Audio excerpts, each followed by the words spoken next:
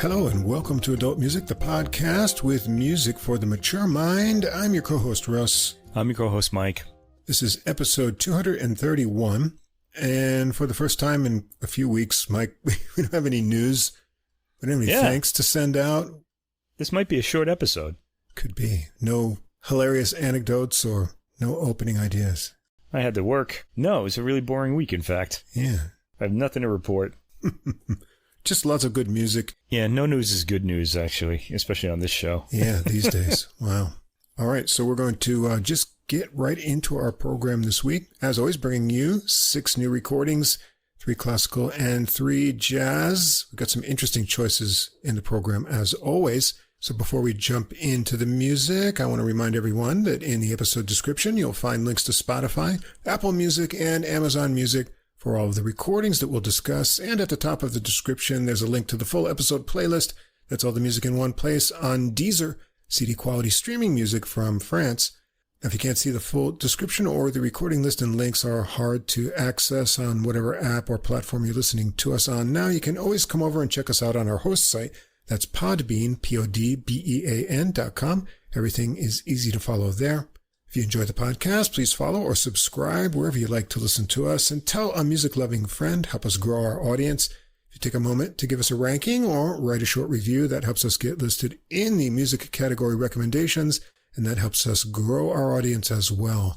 You can come follow us on our Facebook page as well to get extra info, see our interaction with the artists, and get more new information about releases during the week. You can leave a message or comment there as well. You can check us out over on X. Our ID there is Adult Music Pod. I post links to the new episodes there every week. And if you'd like to contact us directly with any comments or questions, we'd love to hear from you. Our email address is adultmusicpodcast, all one word, @gmail.com. We're going to play a lot of samples as part of our discussion, and this is our fair use disclaimer. Music sample clips are for commentary and educational purposes. We recommend that listeners listen to the complete recordings, all of which are available on streaming services in the links provided. And we also suggest that if you enjoy the music, you consider purchasing the CDs or high-quality downloads to support the artists. And you found a neat title to start things out with this week, Mike. 2 things that we both like. Yeah, really appropriate for us, too. This kind of jumped out at me on the playlist. It's an album called Bach and Bourbon. Of course. Yeah, 2 things we both really like, in fact. Yeah. And this is by an artist known as the Old Guitarist, which really makes you wonder, in his younger days, was he actually known as the Young Guitarist, or did he have, who knows, maybe he went by his real name. I think I know his real name. Do you really? Yeah, but I don't know if we should say it because maybe he keeps it a secret. Yeah, he doesn't want to do that. And I did search for it, and it's pretty much been scrubbed from the internet. And in the notes for this, we didn't get a booklet for this, but the notes just kind of refer to him always as the Old Guitarist. We do know he's from Ireland, though, so. Yeah, but he was educated in New York. Are you sure about that, huh? Pretty sure. Oh, wow. Okay, so we won't mention his name if, no. We're not going to take a guess because we want him to like us and we don't want to blow his cover. If you want it, you'll have to search for yourself. Yeah, that would be like Batman telling the Catwoman who he really is. You can't, No, can't do that. Yeah, can't ruin the fun. All right, this is on Big Round Records. It was released on October 3rd. Let's just start going here. The first composition is by the Old Guitarist, and it's sort of based on that famous Jesu, Joy of Man's Desiring work from the Bach Chorale. Okay, this is called Jesu After Bach Fantasia, and it features the Old Guitarist on the guitar, Crispium Fordham on the flute, Meredith Coleman on oboe, and Dominic Sabol I'm going to say Sabol, on the cello. It's a free interpretation of Jesu, Joy of Man's Desiring. Everybody loves this tune, right? We hear it at every wedding or whatever. You hear it at Christmas a lot, too. First, I want to say, this album is well recorded, so good for Big Round Records. I'm not sure who the engineers were, though, but it sounds good. The Old Guitarist gets a warm sound on his instrument. He's recorded pretty close. It's an acoustic guitar. And here, Meredith Coleman has the main melody on the oboe. Always a great reedy sound on that instrument. And Crispium Fordham plays a melody in counterpoint. It just wouldn't be Bach without counterpoint, would it? Okay, this is slowed down and has rather a nostalgic feel to it. Let's get a sample and see what we're talking about here.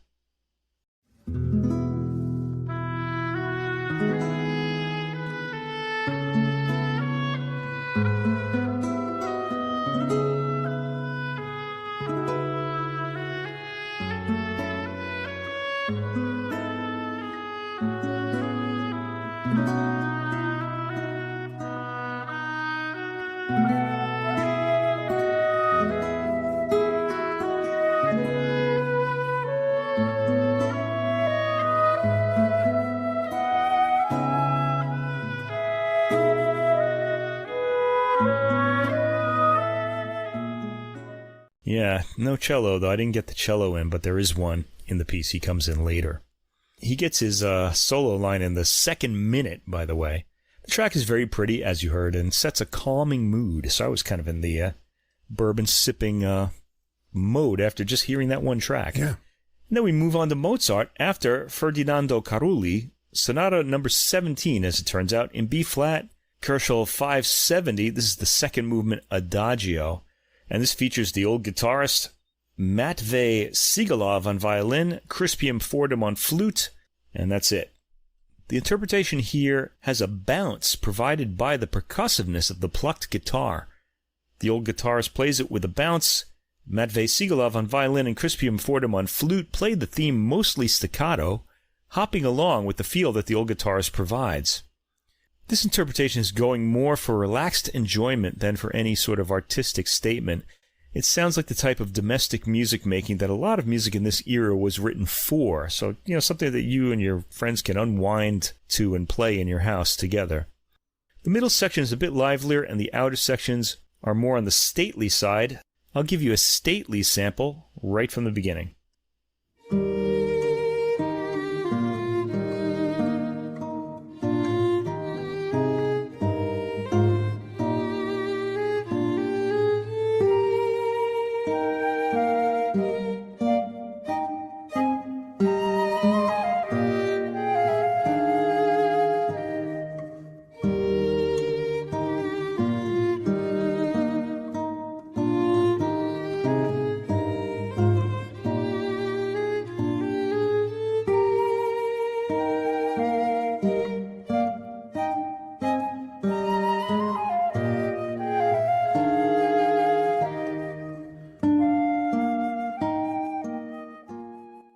Track 3, Mozart again, the same sonata, the third movement, Allegretto.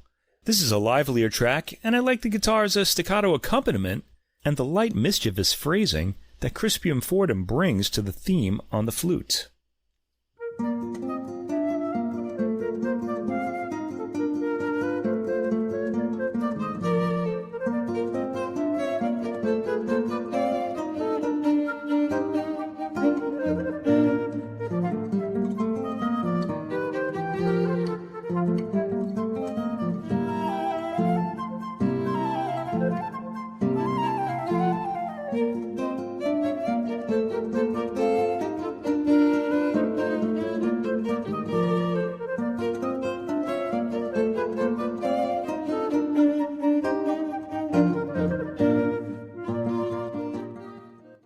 In fact, Fordham shines on this track on the flute with some impressive runs in appealing rounded tone. The track is cheerful throughout.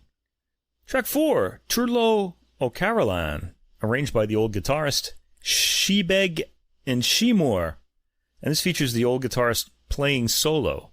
O'Carolan was a blind Irish harpist from the Baroque era, and in fact I have a really interesting recording of his music played by the harpist Andrew Lawrence King, released many years ago on the Deutsche Harmonia Mundi label that I regularly revisit.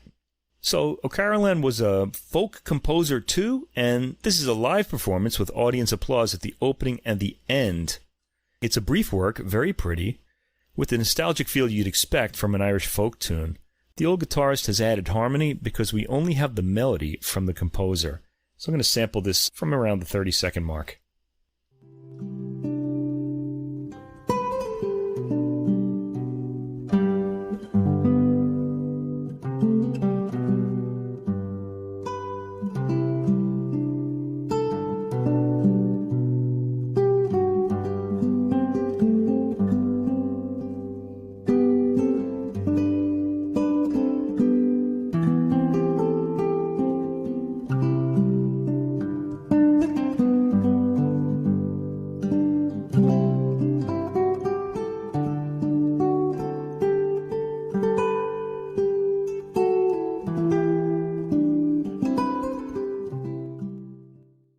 Track 5, a composition by Ralph Towner, arranged by the old guitarist, called Distant Hills.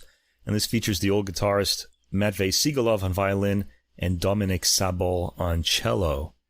Now, Ralph Towner is a multi-instrumentalist and composer, also a member of the Paul Winter Consort in the past. You may know his playing from those records. And he plays what's sometimes described as jazz rock or new age jazz. I don't know how we feel about that, but it's pretty genreless, whatever it is. Distant Hills is a later work of Towner's. The arrangement of the work is in the style of Pachelbel's Canon, which I have to confess I really couldn't hear. I kind of got it. It doesn't sound like Pachelbel's Canon, but it's just the style of that, with each repeated section using the same phrasing but different counterpoints.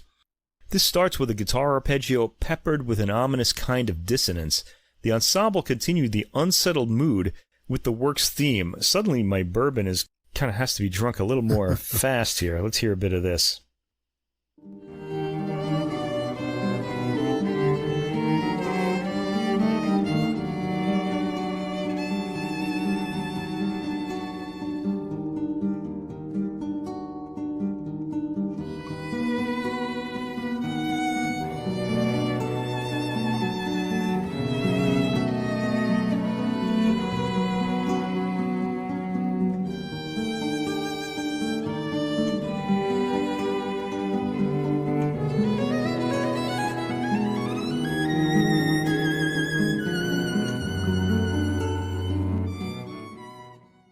There's some attractive playing from Matvey Sigalov as the violin breaks out of the darker sound and soars upward toward the 3-minute mark. The mood by the end has lightened a bit as the violin ends up high. And track 6, another composition by Ralph Towner, also arranged by the old guitarist, called Icarus. And this features the old guitarist Crispium Fordham on flute and Meredith Coleman on oboe, with Dominik Sabol on cello again. Towner was in the Paul Winter Consort when he wrote this. I like the sound of Meredith Coleman's oboe in this piece. There's a coiled energy to the guitar line and the themes that suggests the mood aspires toward higher things.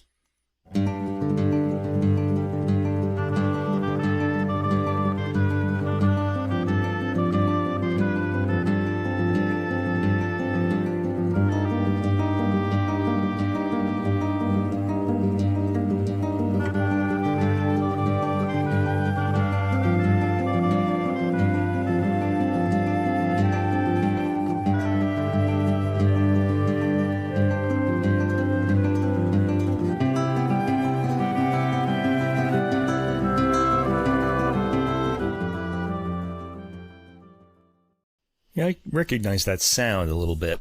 The work itself is pretty straightforward and immediately appealing. Track 7, a composition by the old guitarist, Uyatu. This features the old guitarist, Crispium Fordham on flute, Meredith Coleman on oboe, and Lauren Weaver on cello now, and also Wes Crawford on percussion. There's no note on the meaning of the word in the online notes for the album, but I found that Uyatu is an Uzbek word that means shame, disgrace, or embarrassment. The music itself sounds pretty confident in itself, though nothing indicating shame here. Maybe it means something different. Anyway, let's listen.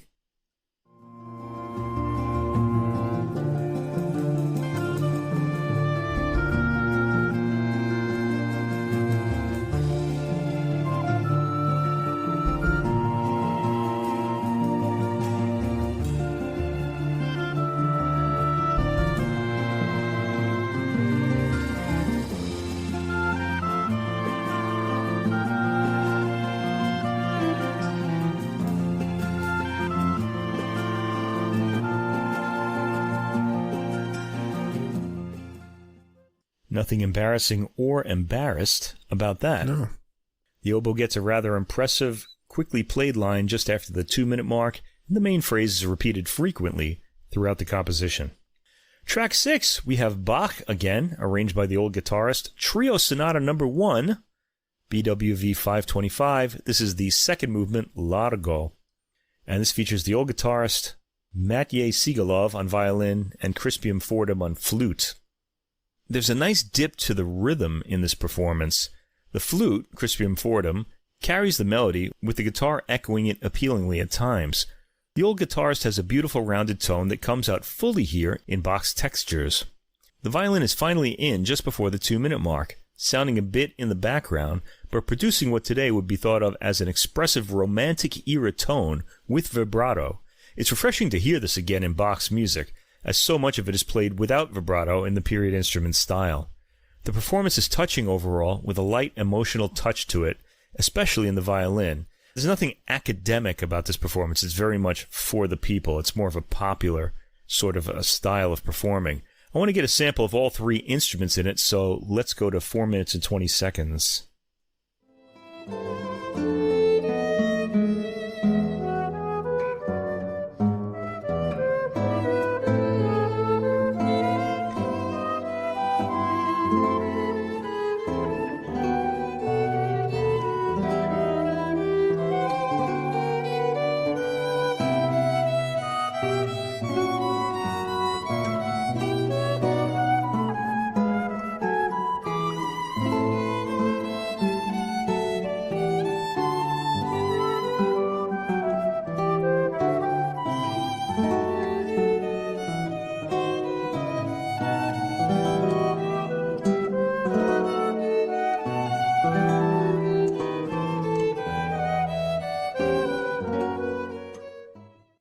Bach just keeps those interesting harmonies coming. Track 9, Trio Sonata No. 1 by Bach again, this time the 3rd movement, Allegro. Same players. This movement has a more upbeat feel to it. Let's hear a little bit of it.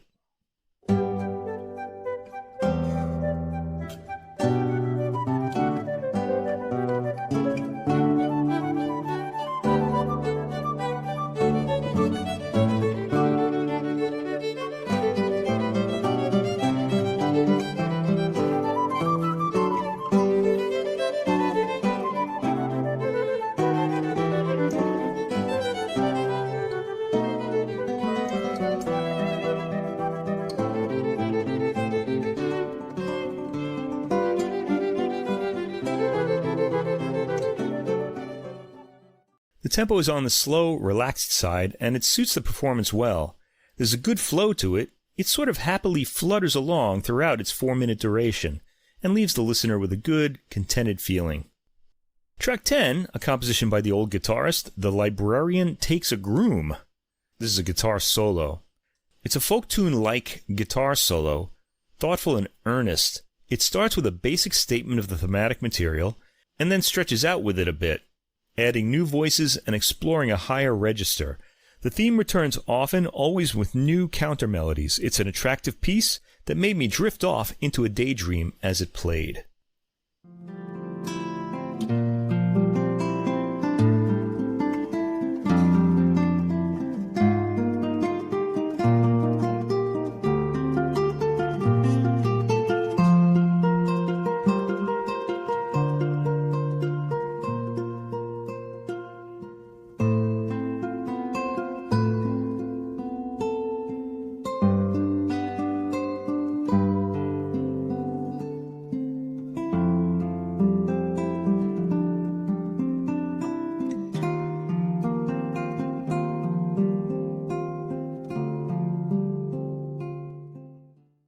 Track 11, another composition by the Old Guitarist, Kiss on a Forest Path. And this one features the Old Guitarist, Crispium Fordham on flute, and Meredith Coleman on oboe, also Dominic Sabol on cello. The opening has a repetitive Satie gymnopédie-like chord rhythm. Once the flute and oboe are in, the music flows.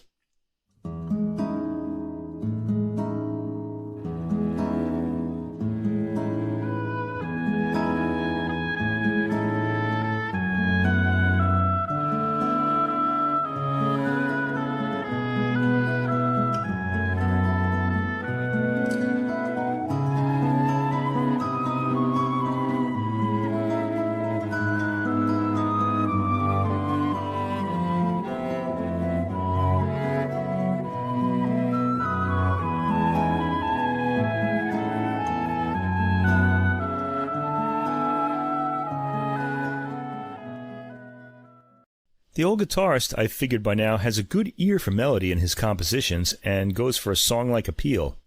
Track 12, composition by the Old Guitarist, Song Without Words.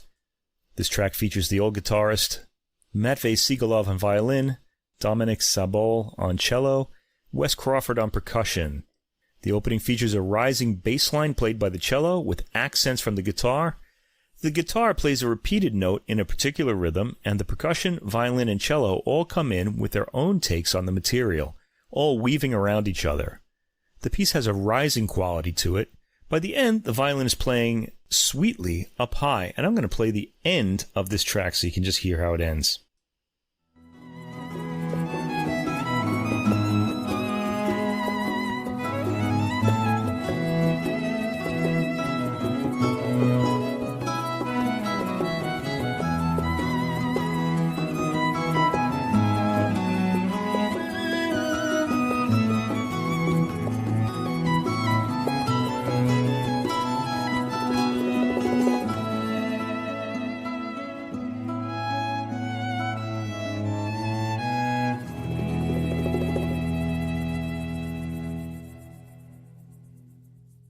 It's an attractive ending to an enjoyable album.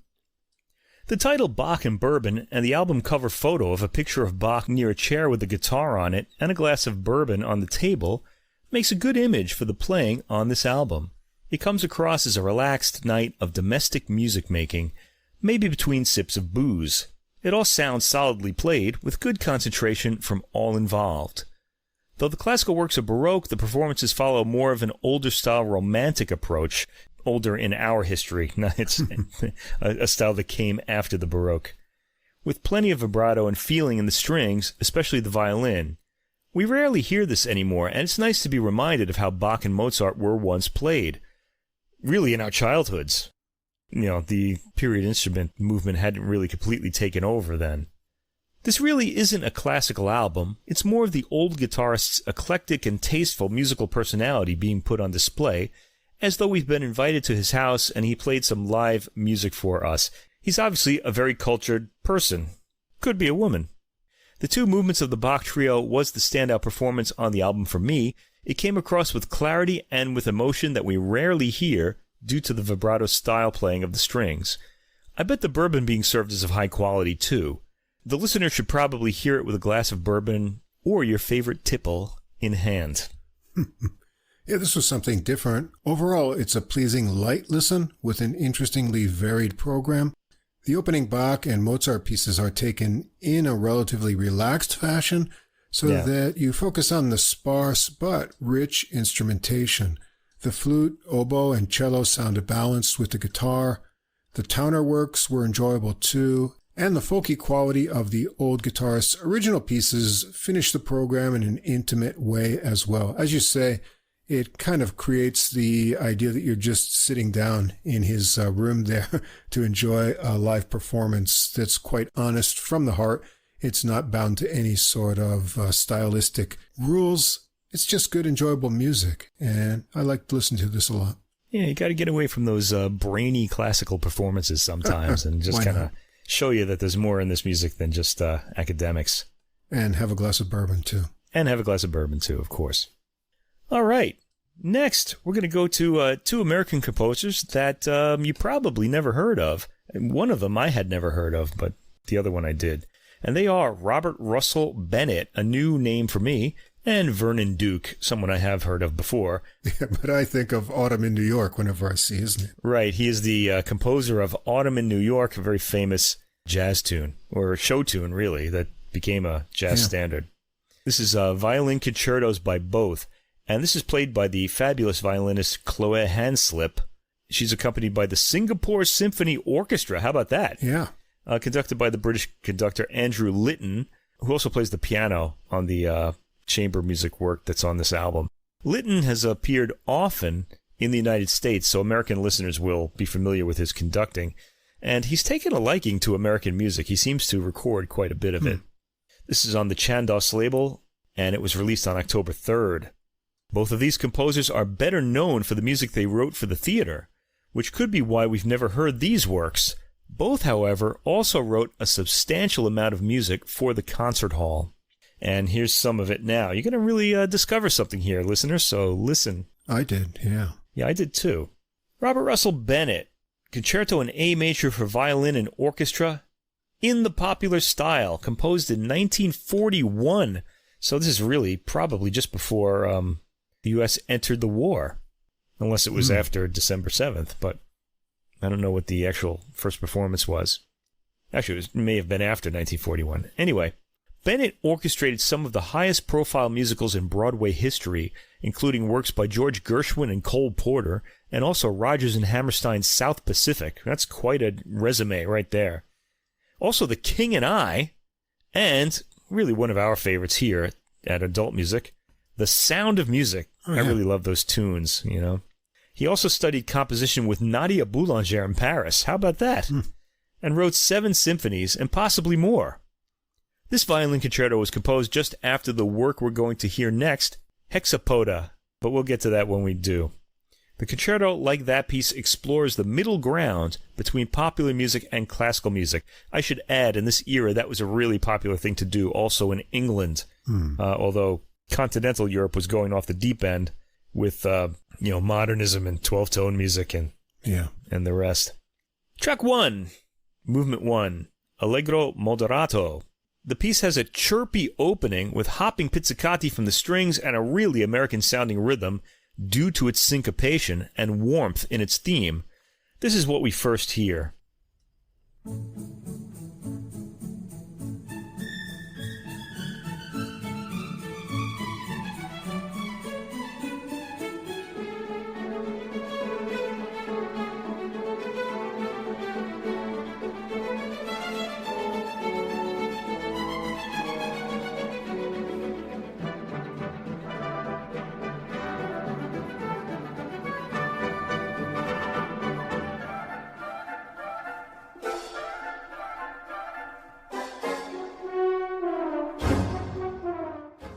Okay, the violin isn't in yet, but we'll get to that.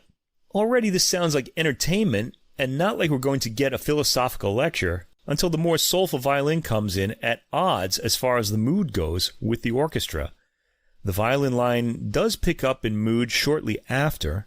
There's a charming section where the violin repeats the orchestra's lines, as if being challenged. It all sounds very playful. That happens just before the 2-minute mark. Bennett is a very good orchestrator and has some magical sections, including the piano, meaning soft, dynamic, after the 4-minute mark, which comes as a surprise. Just after the 5-minute mark, there's a forte, swaying, circus-like moment, which suddenly diminishes into something more moonlit. The orchestra brings some energy in, but the quieter section comes back, and the violin plays an extended solo over it.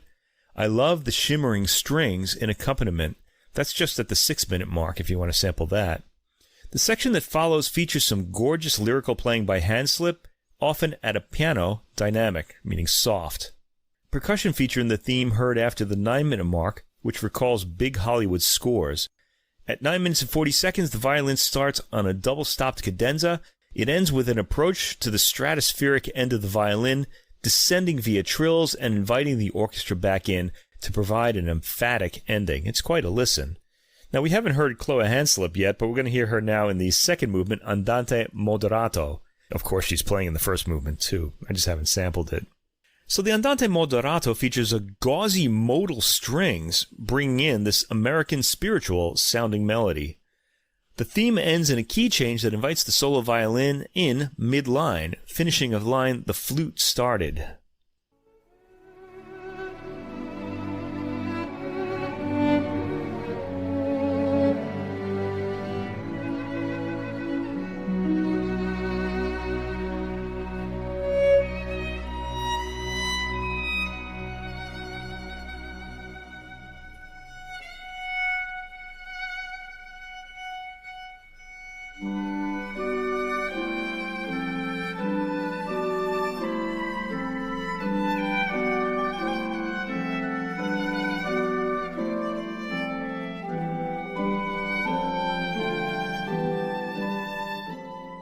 And very expressive playing by Chloë Hanslip.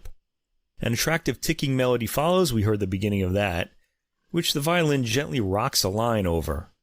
By the 4-minute and 3-second mark, we get another folk theme, but this one has a dance rhythm to it, more popular music sounding than the opening.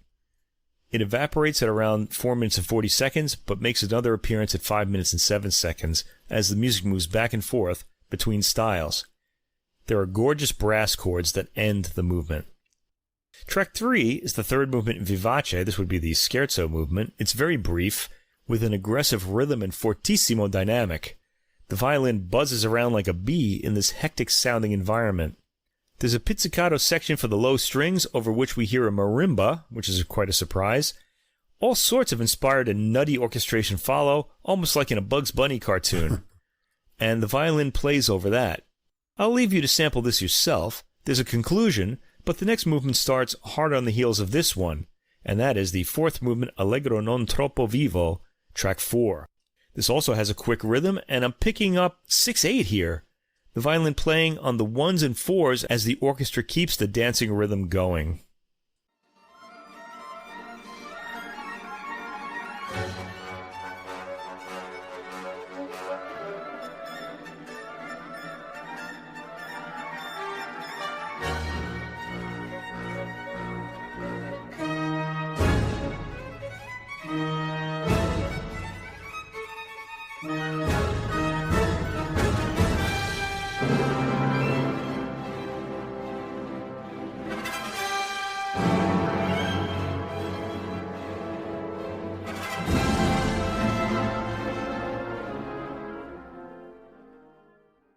The music does slow in the middle, after the 2-minute mark, for an attractive contrasting section, and a bit of a Gershwin feel to it at one point. The violin reintroduces the opening rhythm, and we get a Hollywood fanfare of a build-up from the orchestra. This movement moves like a whirlwind, and it's very exciting. Good tension and pacing are kept by Litton and the orchestra here, which is the Singapore Symphony Orchestra. They're very impressive, I have to say, in this American music. They get a genuine American sound out of the score, and I bet a lot of that has to do with Litton's pacing and conducting. And the build-up to the end is pure USA. So do hear this work. It's sort of something new, something I've never heard. It's very appealing. Now, tracks 5 through 9 are another composition by Robert Russell Bennett. It's called Hexapoda, 5 studies in Jitteroptera for violin and piano. This features Andrew Litton playing the piano part. Now, the violinist Louis Kaufman urged Bennett to compose something that would clothe American dance hall material in the respective garments of educated music. The main title actually means six-legged and is a scientific term for insects. The secondary title comes from jitterbug, a variety of fast jazz dances. Get it? Like insect, jitterbug? Mm-hmm. Okay. Marked by nervous energy, spectacular jumps, and other dynamic maneuvers. Track 5, the first of these 5 works, Gut Bucket Gus. Very slow and sustained in rhythm. Yeah, it's an old jazz name if you've ever heard one from the 1940s, like popular music jazz. The piano introduces the rhythm, and the violin comes in on a blue note. The piano has a bit of a swing rhythm to it. This is very attractive. Let's hear it.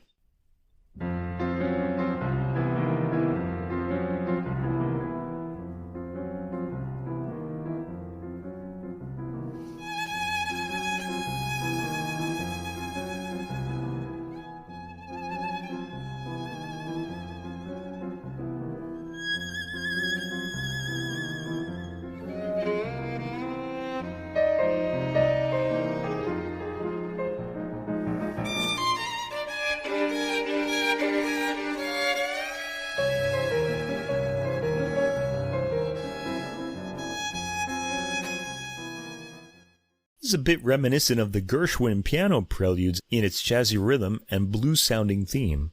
Track 6 is the second of these works, Jane Shakes Her Hair, Animato. These are all pretty short, at just over a minute. This particular movement features the violin playing rapid double stops in a swirling pattern. The pace is frenetic, and the music is immediately appealing. Track 7, the third movement, Betty and Harold Close Their Eyes, lazily. The third movement is a slower, contrasting work with a quiet, lullaby-like violin melody.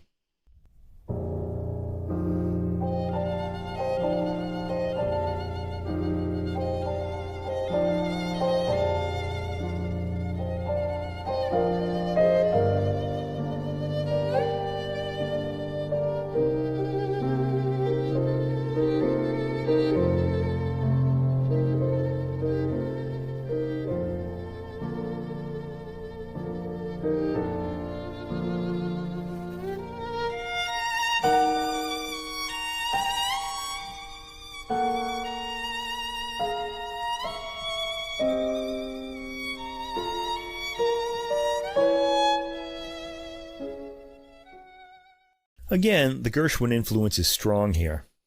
Track 8 is the fourth movement, Jim Jives. Fast and very strict. A brief but exciting movement with some jazzy piano and dissonant double stops in the violin. The violin line jitterbugs all the way through the piece, and the piano gets an appealing repeating phrase that the violin picks up toward the end. Track 9 is the fifth and final movement, Till Dawn Sunday, marked Vivo Caldo. The three dashes at the beginning of the title are supposed to indicate that the manic dancing mimicked in the previous movements has continued throughout all Saturday night, but must stop due to the need for the dancers to go to church. And indeed, you hear toward the end of the finale a gently dissonant harmonization of the hymn tune, A Mighty Fortress is Our God. Rapid quarter note chords provide the opening rhythm over which the violin jazzily melodizes.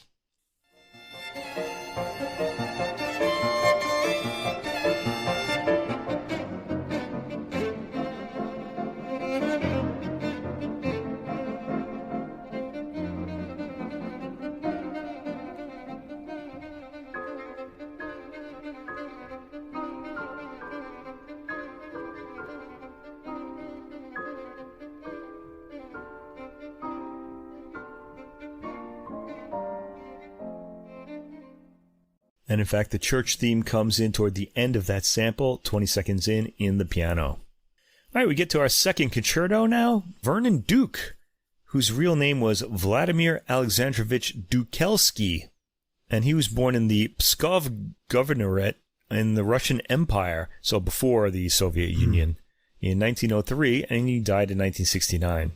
This is his concerto for violin and orchestra, composed circa 1941 to 1943. He was in the United States at this time, and this was during the war years. Duke was Russian, but his family escaped the civil war in Russia in 1919 to Constantinople, and then in 1921 they went to New York after obtaining American visas. He became friends with George Gershwin, who suggested he shorten his name. He was friends with Sergei Prokofiev, who influenced his music. Duke made his name as the creator of hit shows like Cabin in the Sky from 1940, and of course as the composer of numerous songs that became jazz standards, like April in Paris from 1932. He wrote ballet scores for Sergei Diaghilev's Ballet Russe in Paris, as well as 3 symphonies, a piano concerto, and a cello concerto on top of this violin concerto. Busy man. Track 10, the first movement, is marked Allegro Moderato. The movement starts with an attractive and melodic wind harmony. Again, we have a very wide open spaces American type of sound. The violin is in quickly at the 30-second mark. I like the subtle, burbling winds under the violin line in that first minute. In fact, Litton conducts the winds subtly throughout the movement. The tempo is a bit held back, Litton and the orchestra preferring to place the sounds rather than make them drive the music. And that works well in this piece, as Chloë Hanslip plays lyrically above.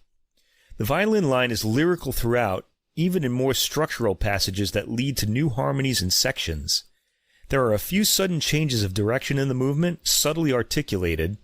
This is a warm performance. At the 3-minute and 15-second mark, the violin already has a cadenza, and it's a long one, complete with a long, thoughtful pause at 4 minutes and 14 seconds, leading to double-stopped rising lines, which eventually descend, creating a big arch pattern. At 6 minutes and 10 seconds, the cadenza ends, and as it's hard to sample a single section of this multifaceted work, I'll isolate this dotted rhythm theme at the 6-minute and 10-second mark.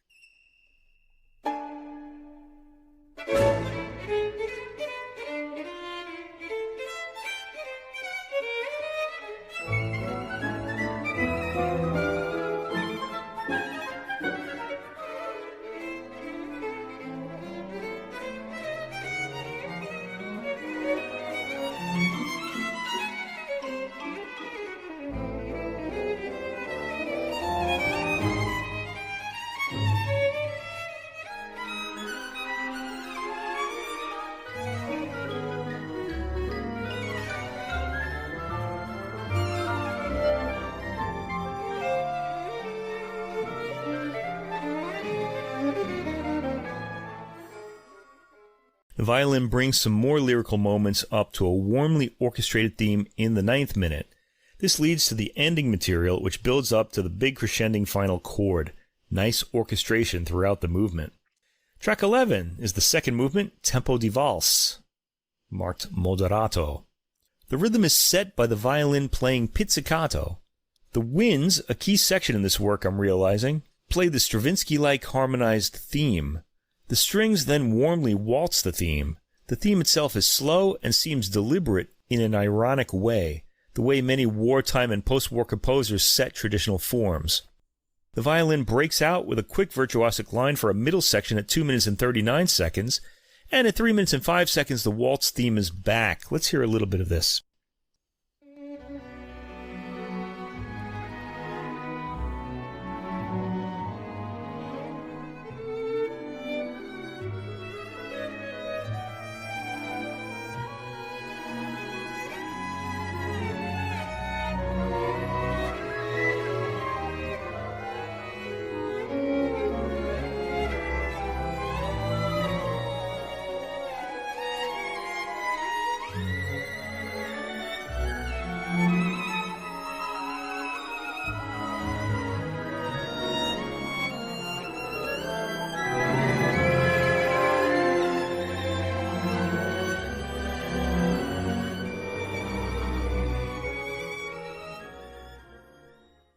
The movement gradually quietens, and the Stravinsky harmony in the winds is back for the end.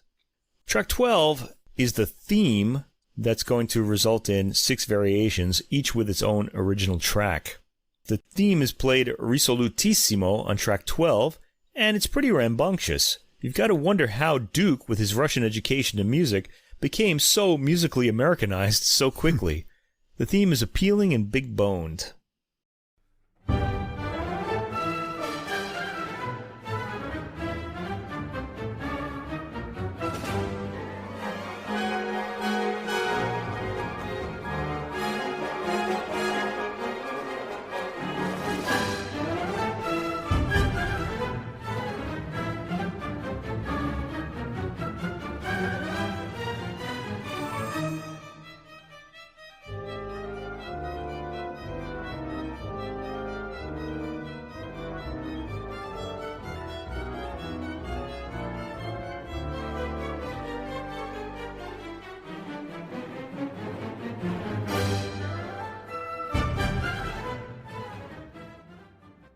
The variations in this movement are separated into different tracks, so track 13 is variation 1, marked non troppo moderato.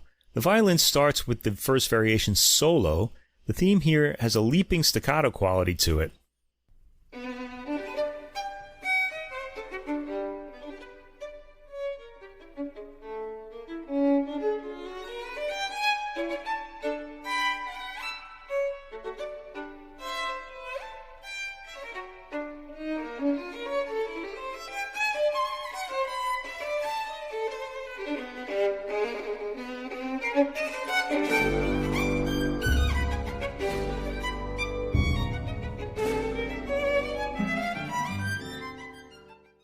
Variation 2 is marked poco lamentoso. The strings come in with a warm, floating melody, highly romantic, and the violin takes it up at its entry just before the 30-second mark. The flow of the music has a genial, inviting quality to it. The violin line picks up a melty quality, and the variation ends interestingly on a surprisingly profound orchestral chord. Track 15 is the third variation marked giocoso. This variation leaps happily with pleasant wind accompaniment from the orchestra.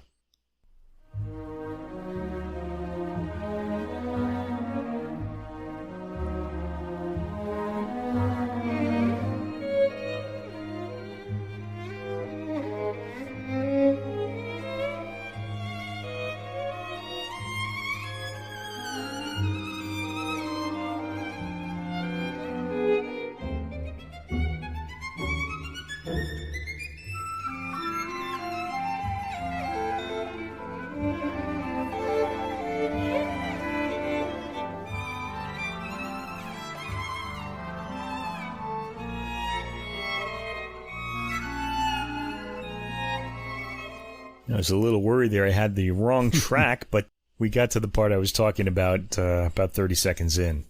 There are moments when the happiness starts to twist into something slightly crazed, but it comes out of it as though the craziness is episodic, like some kind of avoided oncoming fit. The variation ends pleasantly.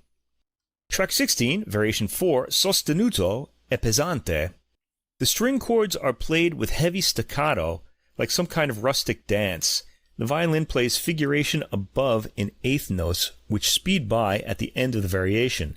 There's a big emphatic ending. Track 17, Variation 5, Andantino. It's quiet and lyrical, with, again, gorgeous wind orchestration. Duke does have a way with the winds. The violin comes in accompanying an oboe melody, and it's clever the way the violin line morphs into a melody from its opening arpeggiation. Track 18, Variation 6, E coda, ben ritmato, marked moderato. The movement starts with an emphatic syncopated rhythm. The violin then comes in with solo figuration. This section acts as a brief cadenza. The machine gun fire of the opening theme returns, and the variation picks up a sunnier feel. I'm going to sample the end of this movement.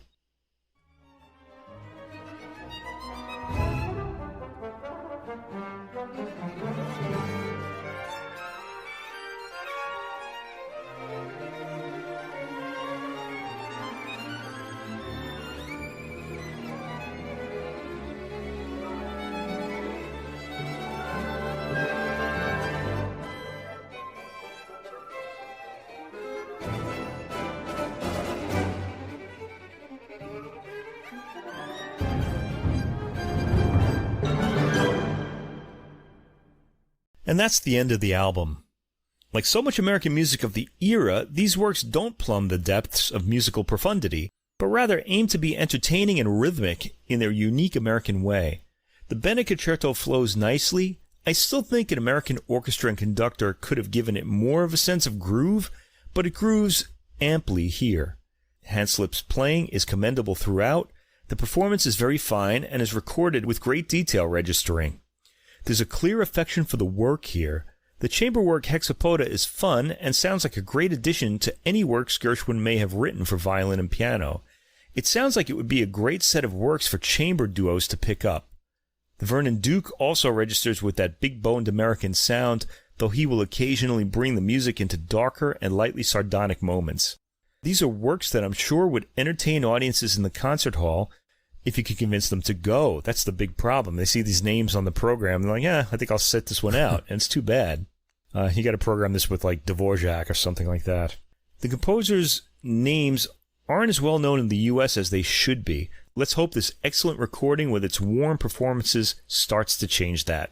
Well, I'm glad that I got to hear these works by composers that we associate more with theater and popular American music.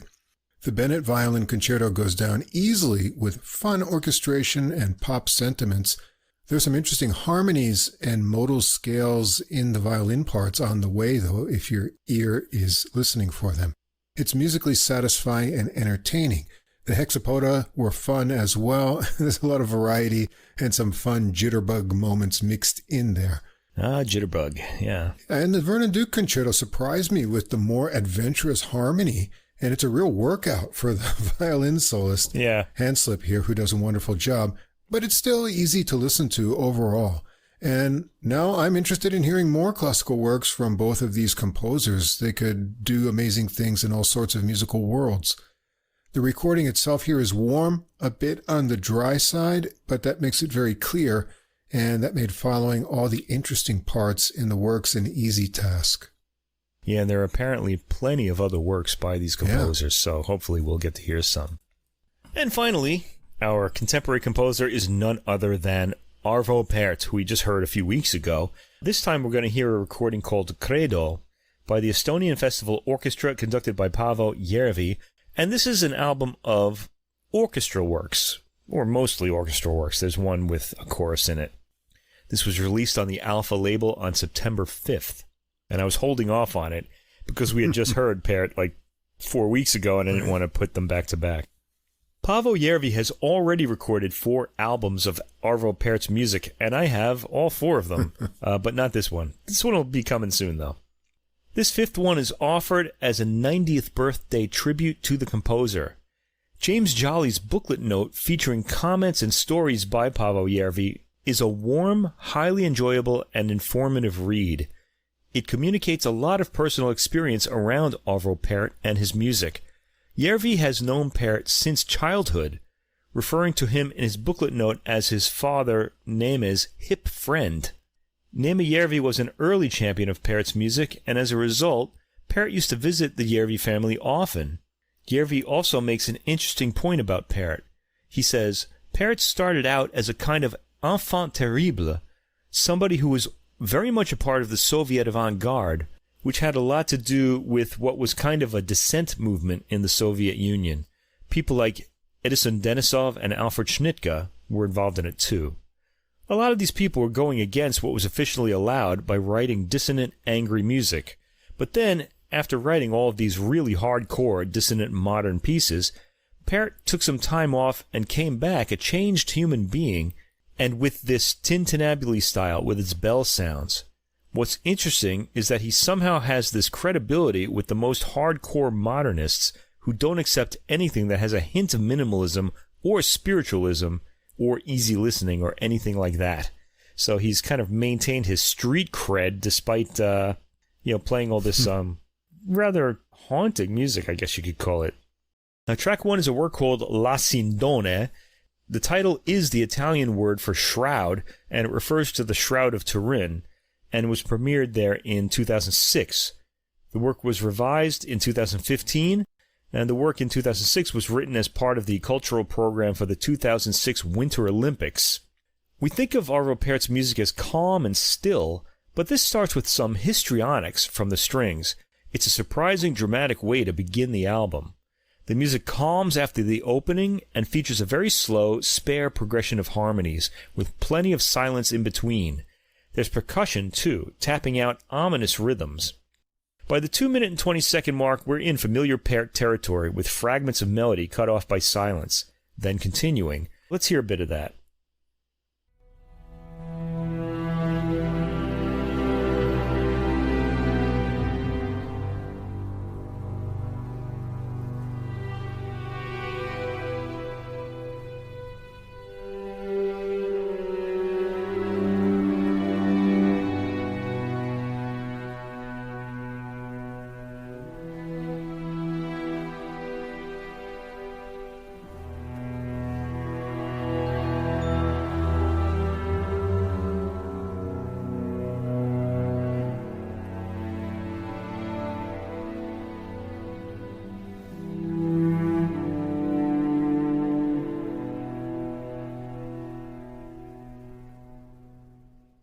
It's a good place to stop with that pause.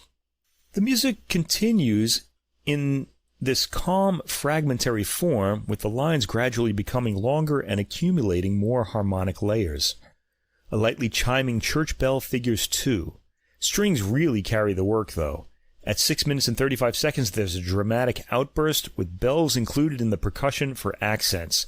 Brass come in with accents, and the funereal trumpet fanfare ends the piece, along with a bell that is allowed to decay at the end. We then hear one last faint string chord. Track 2 is probably the most famous of all of Pärt's works, Fratres. Fratres is the work that made him famous, and the booklet doesn't say which of the many versions of this work this is, but I guess it's just considered to be one for orchestra. It was originally for, I don't remember, but there's a famous violin and piano version of it. It was a chamber work originally. The string melody at the beginning moves fast. The percussive barrier between sections is played with a bass drum and woodblock. Strings are satisfyingly gauzy in this harmony. The bass drum has a satisfyingly resonant presence on the recording.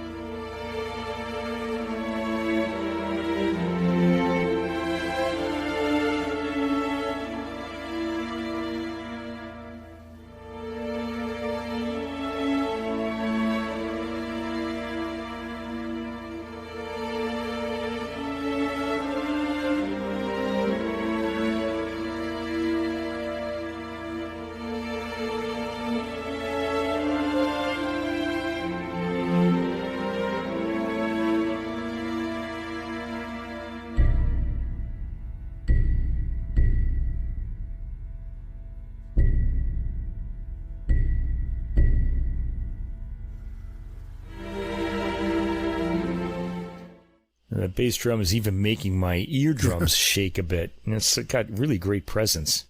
I also like the way that in this performance, the percussive border between sections gets louder and more insistent each time you hear it.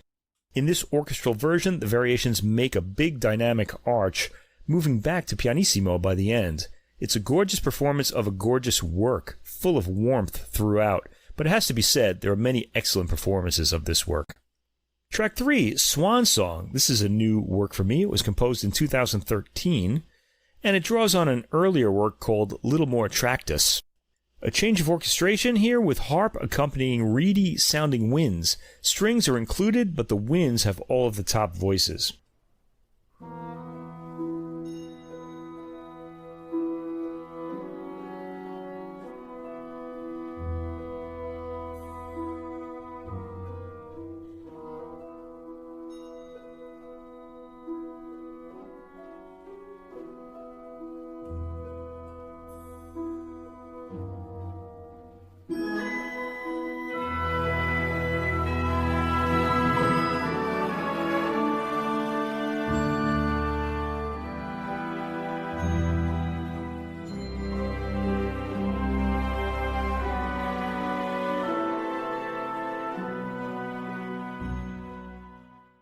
The harp provides a ticking arpeggio throughout the work. The brass are kept light and distant in a Wagnerian way. The winds and strings do all of the rustling above. There's quite a bit of gently swaying movement to the upper lines.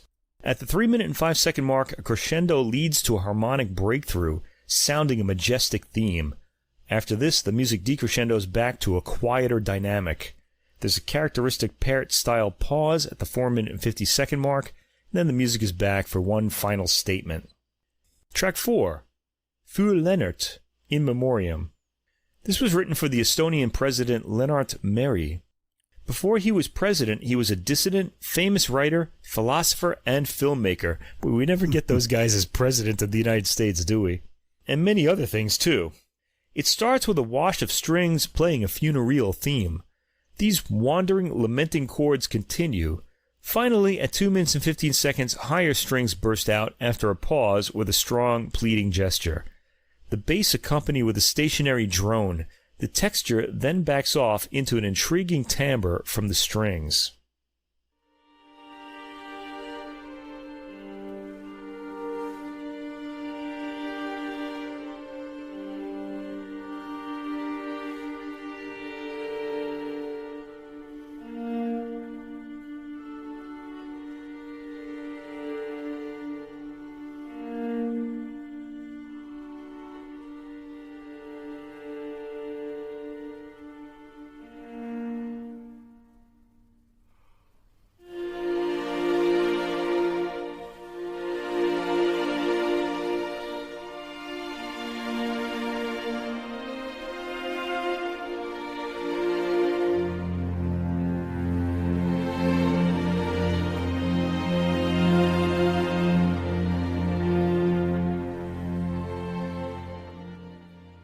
Gorgeous. I really wouldn't mind having a memorial work like that written for me. A hymn-like melody emerges from the chords, played by cellos at 4 minutes and 50 seconds, handed off to violins afterwards. It all slowly decrescendos from there, with massed strings returning to the wandering chords of the opening. The piece has a remarkably calming, even healing quality to it, sounding comforting at a deep level. It's a beautifully paced performance and comes up in great recorded sound that captures all the warmth of the strings. Track 5, Da Pacem Domine, written for a peace concert organized by Jordi Savall. At its core is a melody drawn from the 9th century Gregorian antiphon, Give us peace, Lord. No suggestion for instrumentation is made by the composer. The booklet reproduces the Da Pacem prayer text, but there are no vocals in this work. The piece starts somberly with threads of tone from the strings. A single tone repeats, leading to a different chord each time.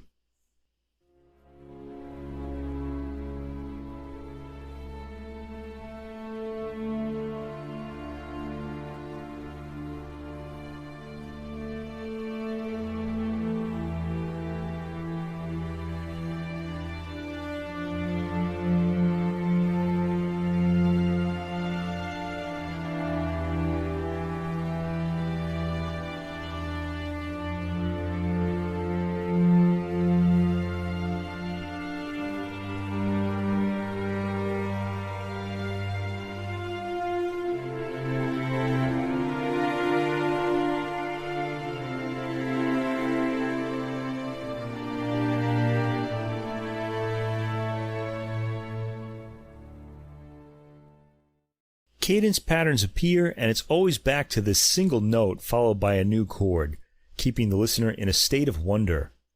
It's certainly a piece of music that gives peace, as the title requests of God. Track 6, Silhouette, written specifically for Paavo and the Orchestra de Paris, Paavo's orchestra at the time, and this was in 2009 when the piece was written. The Eiffel Tower is the inspiration for the work. The work starts with a gently tolling bell. A quiet sustained chord in the cellos and basses builds up subtly. The percussion bells continue, gently played. This entire section ends at 1 minute and 46 seconds, where there's a pause followed by a soft, slow pizzicato rhythm. Eventually, a cello melody comes in, brief, only 3 notes, echoed by another cello. At 3 minutes and 10 seconds, we hear a warm, romantic-sounding pattern.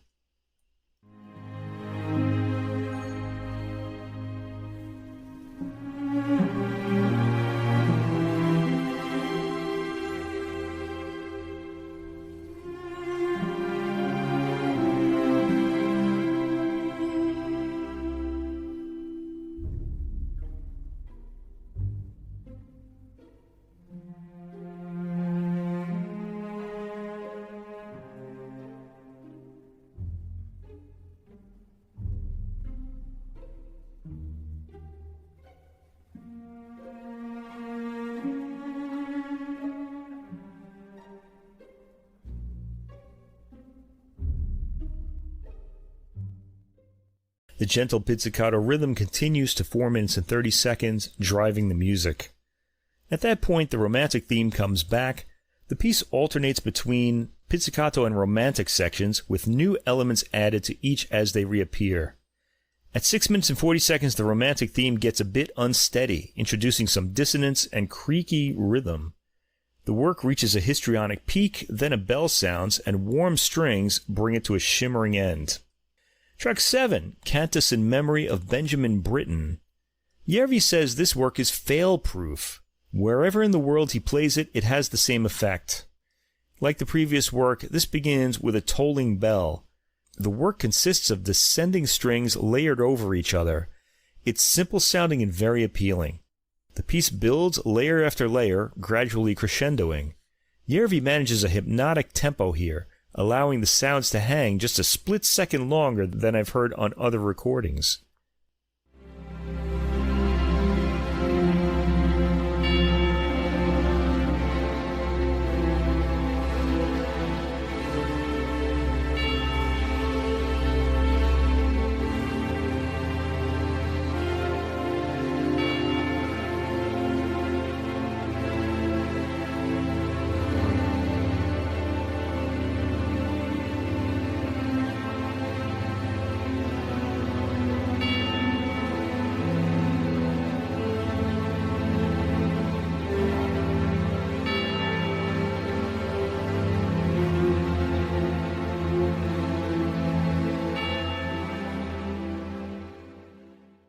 Järvi doesn't let the crescendo get overwhelming here. He keeps it at around a mezzo forte. The bell sounding at the end is already decayed. It's a subtle interpretation of this much-played score. Track 8, Mein Weg, meaning my road or my path or something like that. This starts with a sense of purpose and direction. Let's hear the opening.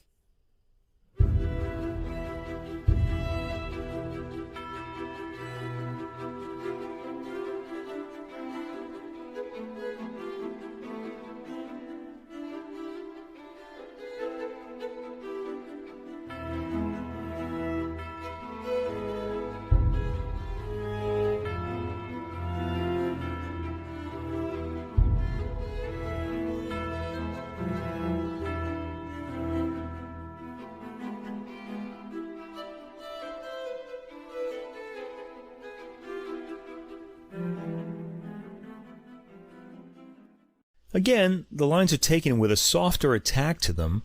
The lines have a rhythm you generally hear in minimalistic works, repetitive and machine-like, only here they've got a sense of personality. The bass drum has an appealing, understated thud when it sounds. The energy is kept up throughout. Track 9, Credo. Okay, this is the title track, and it's really different than everything you've heard. up to now. First of all, it's got a piano played by Kalle Randalu, and also features the Estonian National Male Choir, the Ellerhein Girls Choir, and the Ellerhein Alumni Choir. This work has a history in the Järvi family, which is why it's included here. Paavo's father, A.MA Järvi, premiered the work in Tallinn in November 1968. The audience was stunned and demanded a repeat performance, and A.MA conducted it again. Then the work was banned by the authorities. A.MA was blacklisted, and that led ultimately to the decision for the family to leave Estonia. The work itself crystallizes the essence of Christianity as laid out in Christ's Sermon on the Mount with its message, "Do not respond to evil with more evil." Musically, it juxtaposes Johann Sebastian Bach's Prelude in C as a symbol of beauty and truth. Now, that prelude you'll recognize when you hear it is the one all pianists learn first on the piano, the well-tempered clavier one. So this acts as a symbol of beauty and truth, and is juxtaposed with a harsh Old Testament message couched in a contrasting, almost aggressive language. Oh, wait till you hear that. The work begins with a heavenly, sustained set of chords from the choir, mostly women's voices. Then at the 30-second mark, the word Credo bursts out, startling the listener. The choir then reverts to a piano dynamic. A piano then comes in, the piano, the instrument in this case, and plays the arpeggiated figures of Bach's highly familiar Prelude in C. All men's voices are heard next in the choir, with nasty nasal brass tones following. The work gets a bit unhinged just before the 4-minute mark, with angular phrases from the orchestra and a rumbling bass drum. The piano plays quick arpeggios as the music quickly cuts between orchestra, choir, and piano sections, and of course, I'm gonna sample this wild section. Here we go.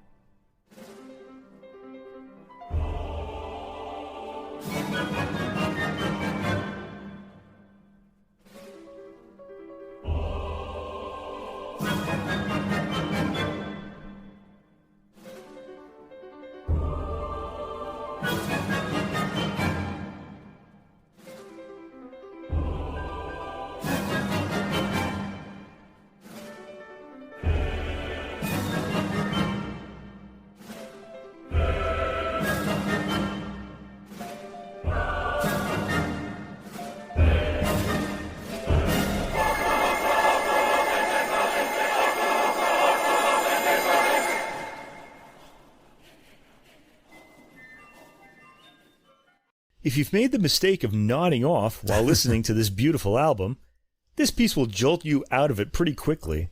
It only gets wilder from that sample on, with the brass freaking out and the choir even producing a remarkable swirling, panicky kind of sound at 6 minutes and 45 seconds. I think it's the choir anyway. It's pretty cool, actually, and will surprise listeners not familiar with Pärt's earlier compositions, before he settled on the tintinnabuli style he's famous for. Bach's calming Prelude in C major returns at around the 8-minute and 30-second mark, the choir singing a hymn tune above it.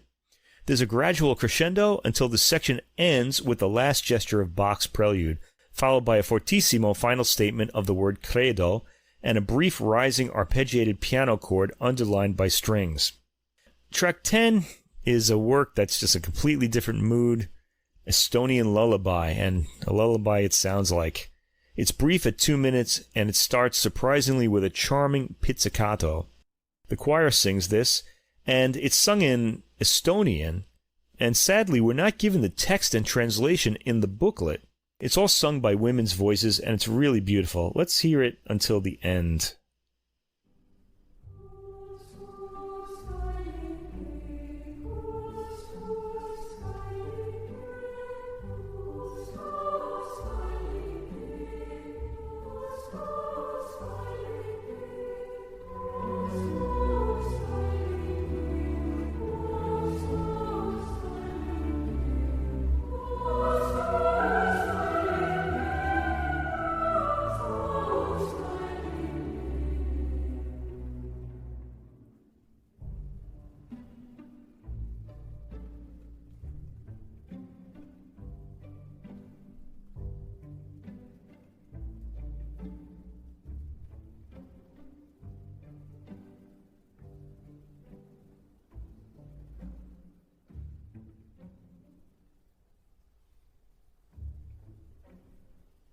This beautifully performed and recorded album of Arvo Pärt's mostly instrumental works features quite a few works I was unfamiliar with, alongside such works as Fratres and Cantus in Memory of Benjamin Britten that I've heard many times throughout my life. Järvi manages an affectionate, warm tone in all of these works. The one standout on the recording is, of course, track 9, the Credo, an earlier work featuring harsh harmonies and barnstorming dynamics toward the middle, though everything ends well. That work will come as a surprise to fans who became familiar with Pärt's music after his 1977 compositions, in which he consistently used the tintinnabuli style he developed. It'll never get a better performance than the one recorded here, and the beautiful ending Estonian lullaby is probably as perfect here as it will ever be on a recording. Järvi brings great sensitivity and subtlety to the shaping of the lines in all works, particularly noticeable in the well-known Fratres and Cantus.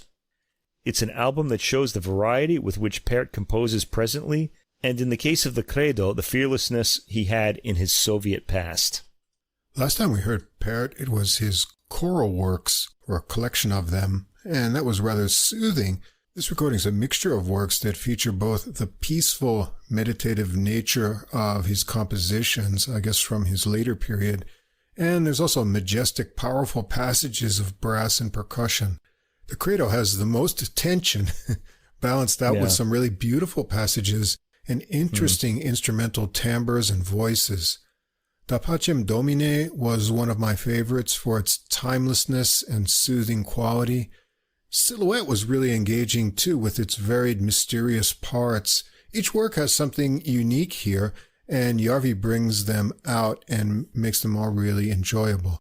And the sonics on the recording are deep and rich, and you really get pulled into the music, especially those bass drum hits that we heard are really they're fantastic, filling the room and surrounding you with sound. So I felt there was a lot of variety that made me see his composing career and various styles all come together on this recording. All right, over on the jazz side, we've got an interesting mix this week. I'm going to start out in Serbia with saxophonist Rastko Obradovic. His recording Mandala on A.MA Records came out October 3rd. Back in episode 212, From Bach to Boogaloo, we heard Hammond, also on A.MA Records. That was by the DIL Trio, a Serbian organ trio that we really enjoyed. And this recording is the next one in Antonio Martino's Serbian Wave of Recordings. Saxophonist Rastko Obradovic studied jazz performance at the Norwegian Academy of Music in Oslo, and he cites Jan Garabek as a big influence, a player we like a lot as well. Obradovic has been the first alto saxophonist for the Serbian radio and television big band since 2020. He's recorded with his quartet, a recording called The Northern Experience on AMP Records in 2019, and he's been a sideman on the A.MA label over the years, and this is his debut as a leader on A.MA Records. On this recording, Rastko Obradovic on tenor sax and almost all of the compositions, Vladan Velkovic on piano and also bass synth, Aleksandr Petrovic on guitar, and Nikola Banovic on drums. And the recording is going to start out with Kanda. This one is all about tricky syncopation in a fast 5/4 rhythm. Velkovic gets it started with a 4-measure piano intro. Obradovic adds a sax line that gets busier in the next section when Velkovic adds the synth bass and it comes in with drums. There are more sections and variations coming with synth lines and guitar riffs. Let's hear it get started.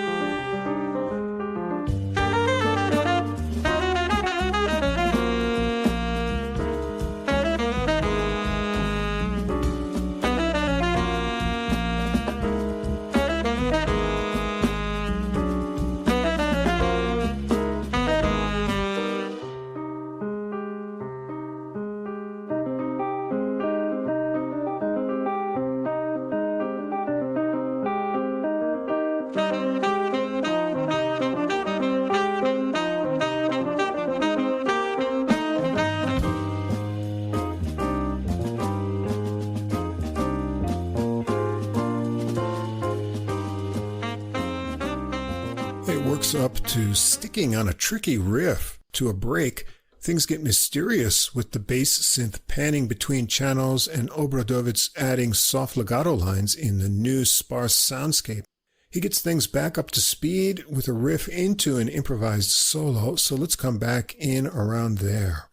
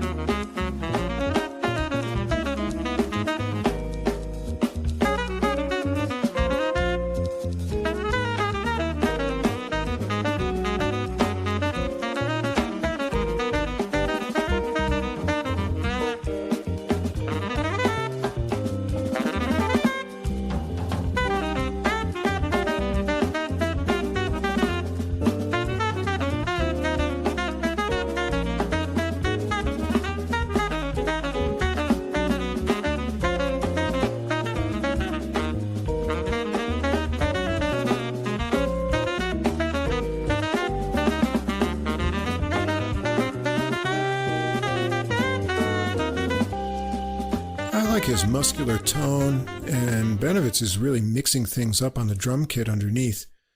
Voskovits gets a piano solo while keeping the synth bass line pulsing, and Petrovic's guitar chords are ringing out. Obradovic is back for a shorter ending section with another sticky riff that builds up the tension to the end of the tune. Track 2 is Nemir, which I think means unrest in Serbian. This one starts with a unison sax and guitar melody that is flowing in legato. Bonovic's brushed drums push it along. Guitar and sax get separate lines into a strange little piano break, and then the melody section repeats into a different ending and new section with more drum energy. Let's check it out.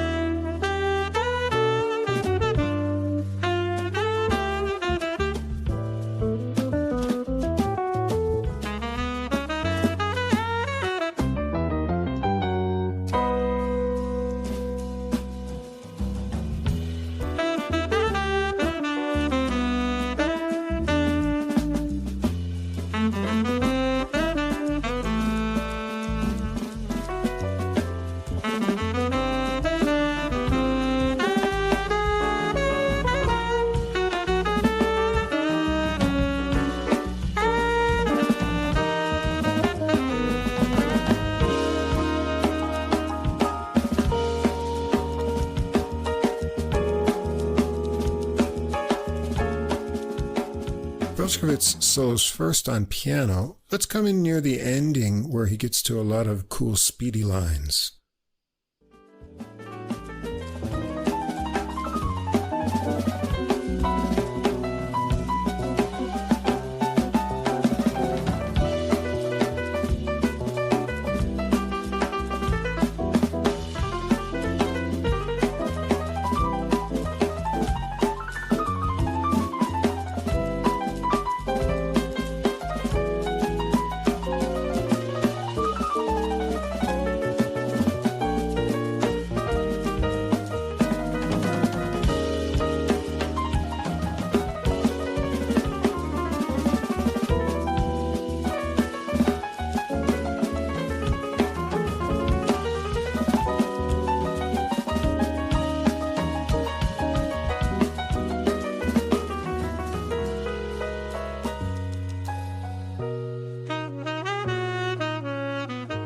Obradovic is back with the soft melody, trading lines with Petrovic's guitar, and he works into a furious solo that the tune fades out on. Track 3 and 4 are the two tunes not by Obradovic, they're by Voskovits, Prisoner and the Soldier, Part 1 and Part 2. Voskovits starts it out on piano with a rhythmic figure that has a hesitation, giving it a weariness. The sax melody line is forlorn too. Maybe this is the lethargy of the prisoner. It comes to a complete stop midway in the tune and gets going again with some more motion and hopeful twists. It sounds mostly composed, so let's just hear the opening section.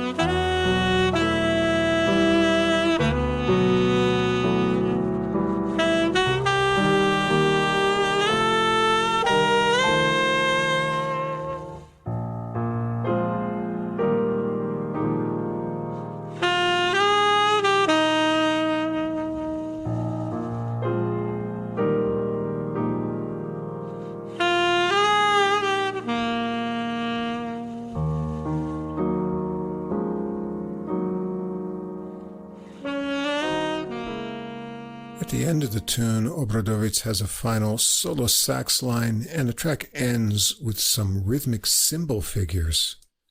And track 4, Prisoner and the Soldier, Part 2, a complete mood change here with a funky drum beat from Bennett that locks in with the synth bass. There's a sax melody line that is simple and keeps rising, building the tension for Petrovic's guitar solo that's the main feature here. Let's hear this one get going.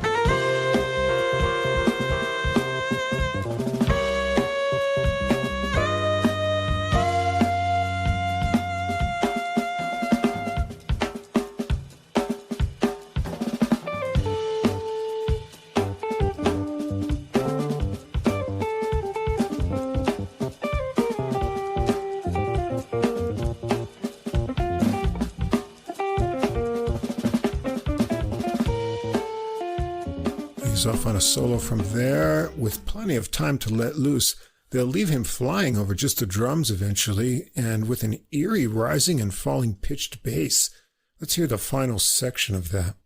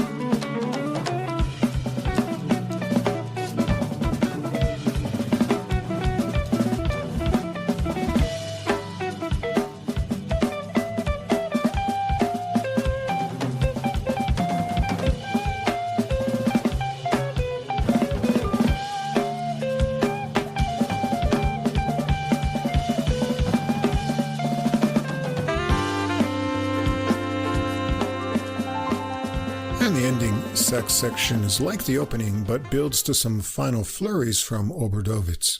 Track 5, back to Obradovic's original compositions, Rumanescu, which I believe means Romanian.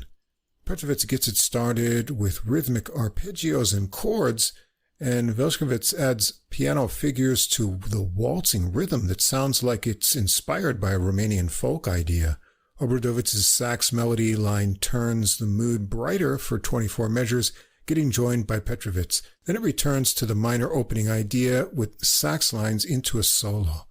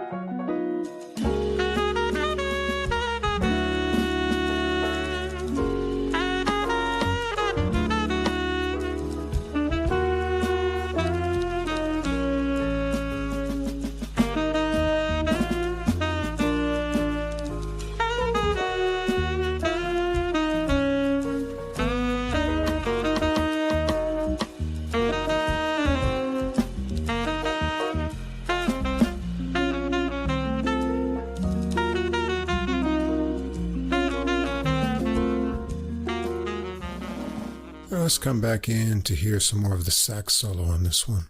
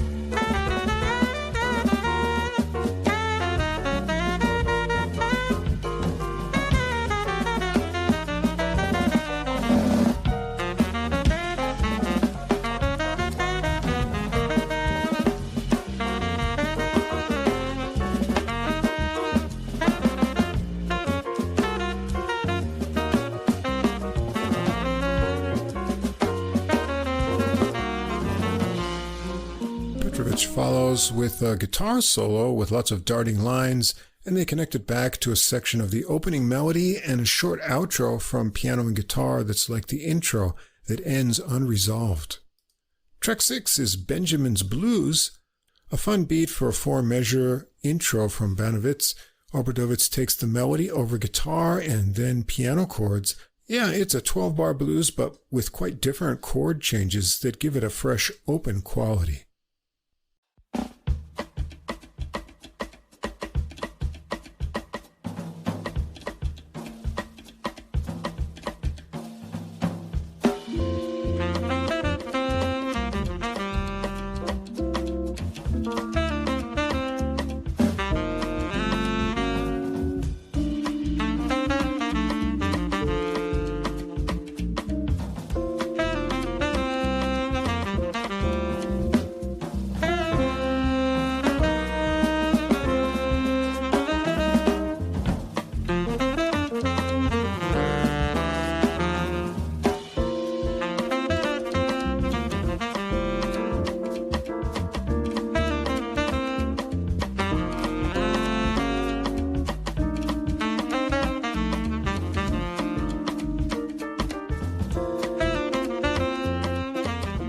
Going around the second time there, guitar, sax, and piano trade courses on this one, so let's hear some of each of them.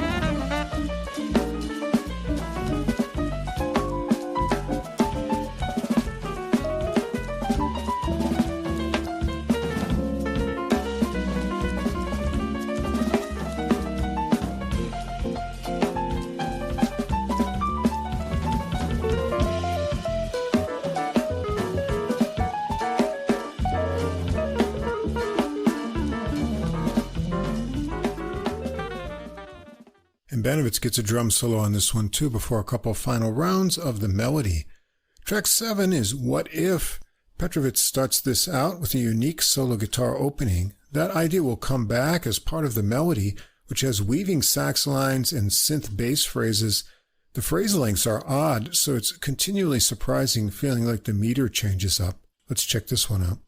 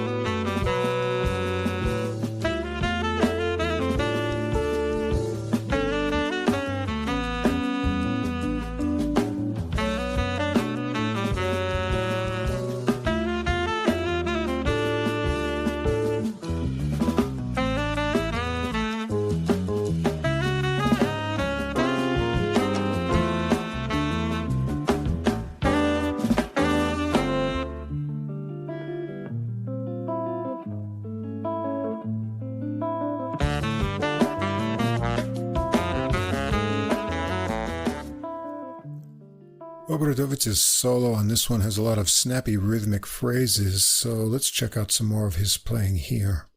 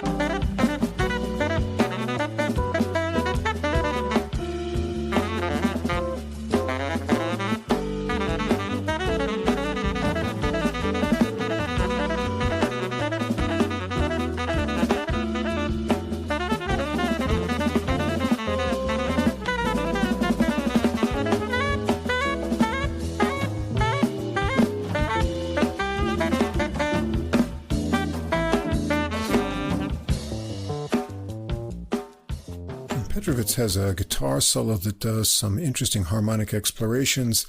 After returning to the melody idea, there's a new section started with a different synth bass sound that sounds like something from back in time, and that works to the ending. The recording ends up with track 8, Afternoon. Speaking of the synth bass, this tune is built around a repeated rhythmic figure that starts in the intro. The sax melody comes on top in 8-measure phrases with a little 2-measure transition. Then it goes into a final section started with longer guitar tones.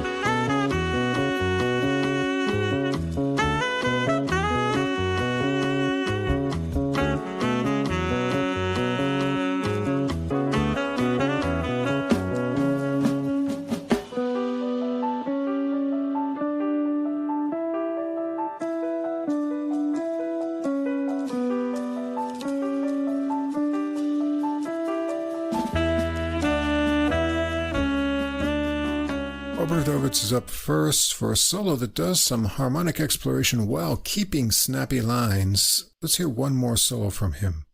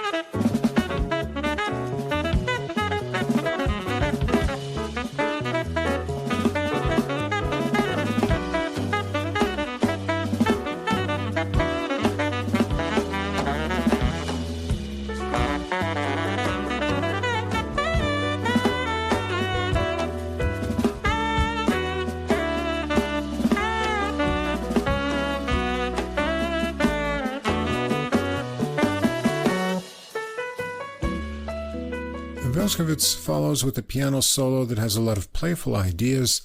Obradovic joins in for some backing. Things come to a clean break and get started from the synth-based patterns we heard under the solos, and Obradovic joins the riff, and Petrovic has a searing-toned guitar solo over furious drumming from Bennett. They all join together for the final climactic lines. And that's the recording. Obradovic's original compositions are unique, with a mixture of contemporary straight-beat jazz feels, folk influence, and structures and phrasing that keep your ears on alert. His tenor sax tone is full, and he has a lot of creative ideas in his improvisations, often impressing with the speed of his lines. Velskowitz provides a 2-part composition, and his piano solos are adventurous. He does all that while working independent bass parts on the synth. Petrovic adds a lot of atmosphere to the recording with different guitar tones on his backing chords and solos, sometimes getting really edgy on intense spots, like in the final tune Afternoon. And Benevic's drumming has a lot of energy with complex straight beats, grooves, and explosive fills. Personally, I'm not a huge fan of the synth bass sound, but it does give this recording a distinctive character. Since Velskowitz is so skilled at keeping those independent bass lines running along his piano work, I wonder if he also plays organ too. That would be an interesting combination to hear with these musicians in an organ trio. Anyway, I'm looking forward to see what comes next in Antonio Martino's Serbian wave of recordings. Yeah, the music on this album has a lot of influences. The repeating themes recall minimalism in classical music. Themes on the tracks are often repetitive lines, as in minimalism or a pop song. You don't get much shading of tone on the album. Everything sounds very upfront in the mix, and is played with a pop-like, in-your-face quality to the sound. But it's not aggressive for the most part, though there are aggressive moments. The listener is really led to focus on what's being played rather than on how it's played. The recording does well to isolate the intertwining patterns on each track. I'd say the attraction here is for the compositions and for the ways the lines interweave.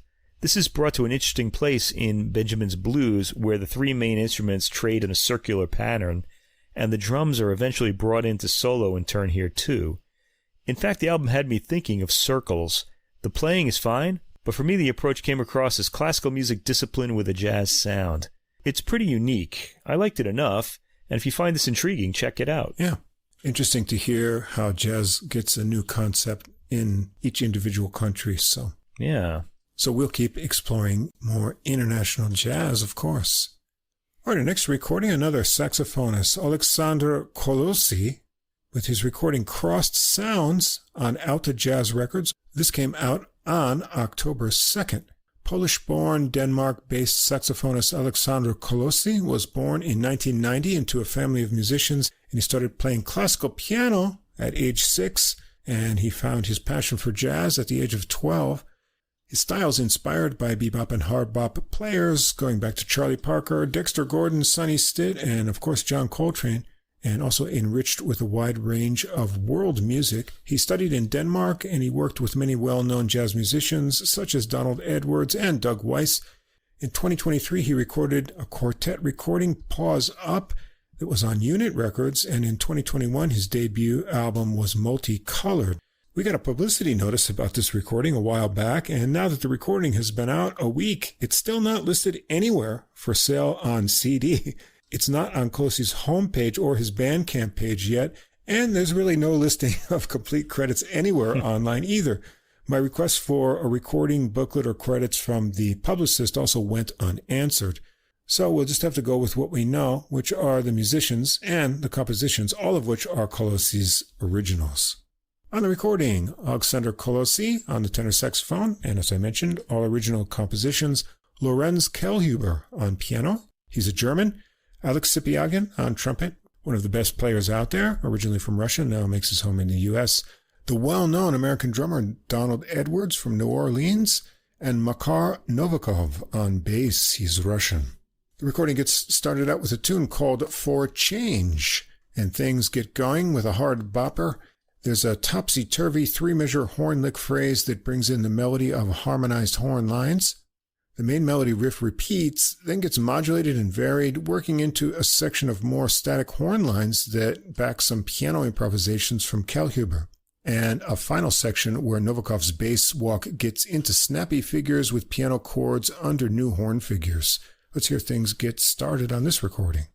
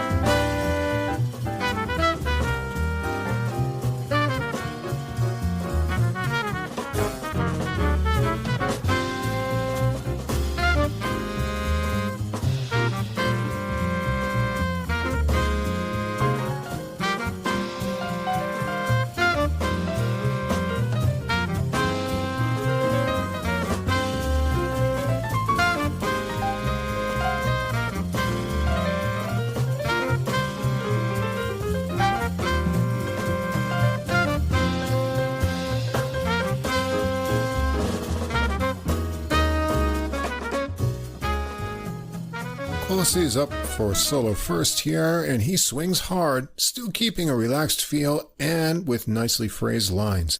Let's check out some of his playing.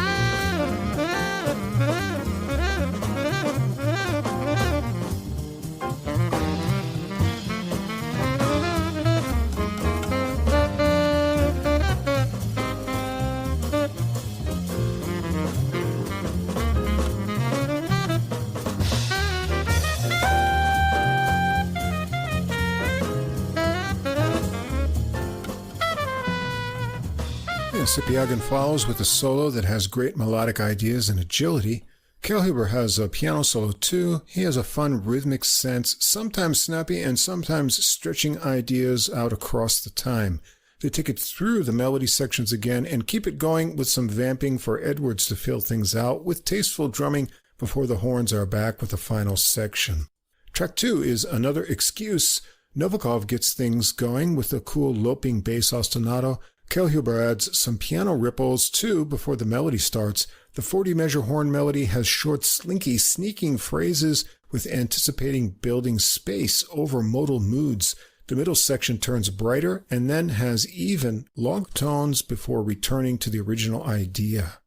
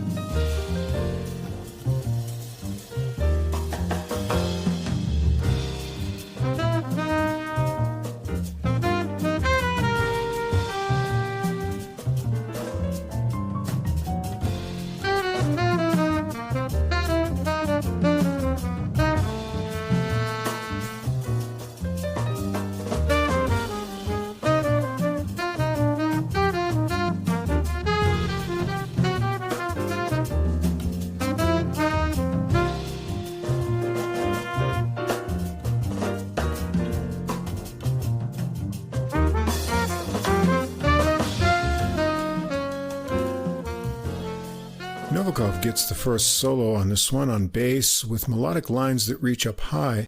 Kolosii is next, mixing in shorter phrases like in the melody among speedier bursts, and Kalle piano solo has a meandering quality that's appealing, so let's check him out on this one.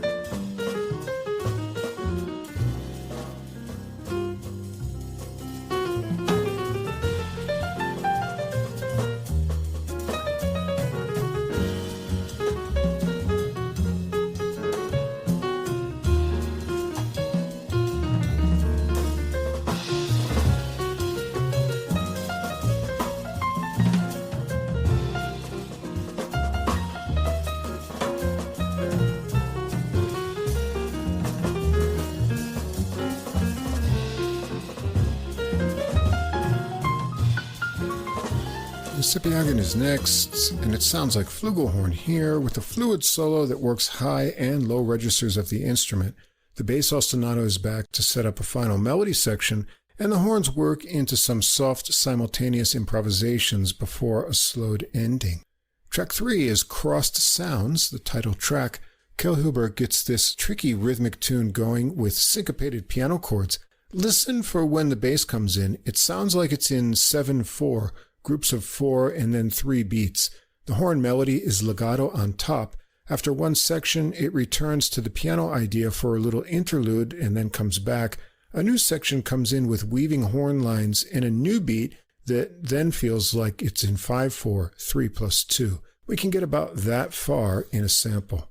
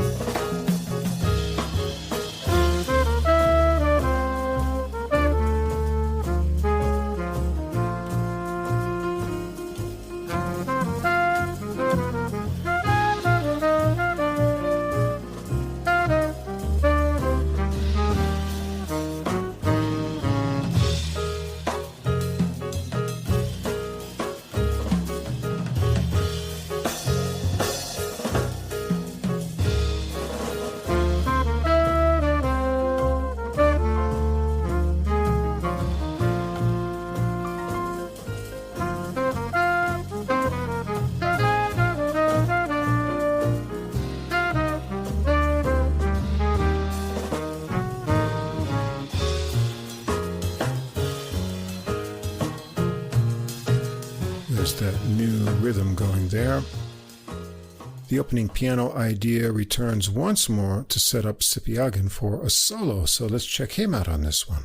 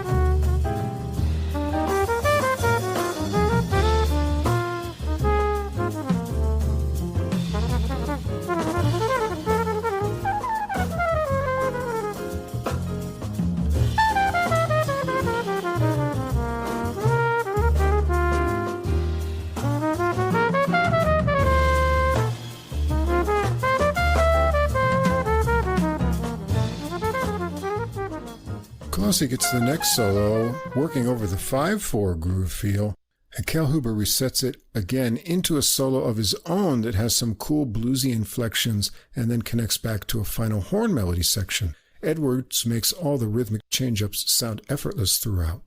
Track 4 is Subliminal Journey. Edwards gets this started with a fill into a Latin beat. The tune is built over a very cool repeating 12-beat pattern in the bass and piano left hand.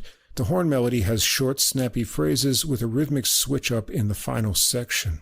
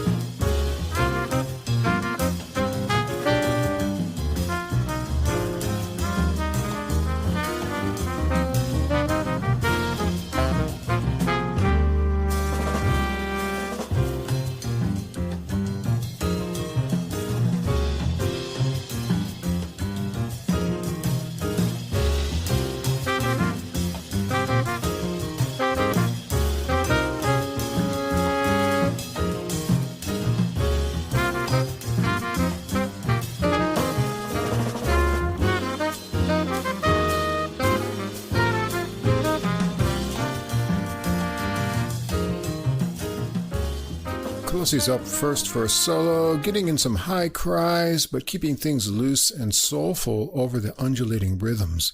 Let's hear some of his playing here.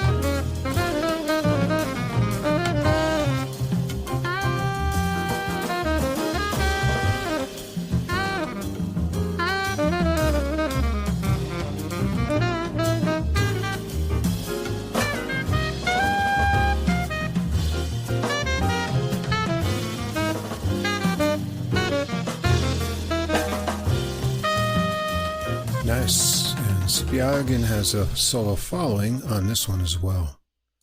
Track 5 is Late Night Jam Bananas. This has a 16-measure intro of repeated rising 4-measure phrases. The horns take it 2 times and then leave it to the rhythm section.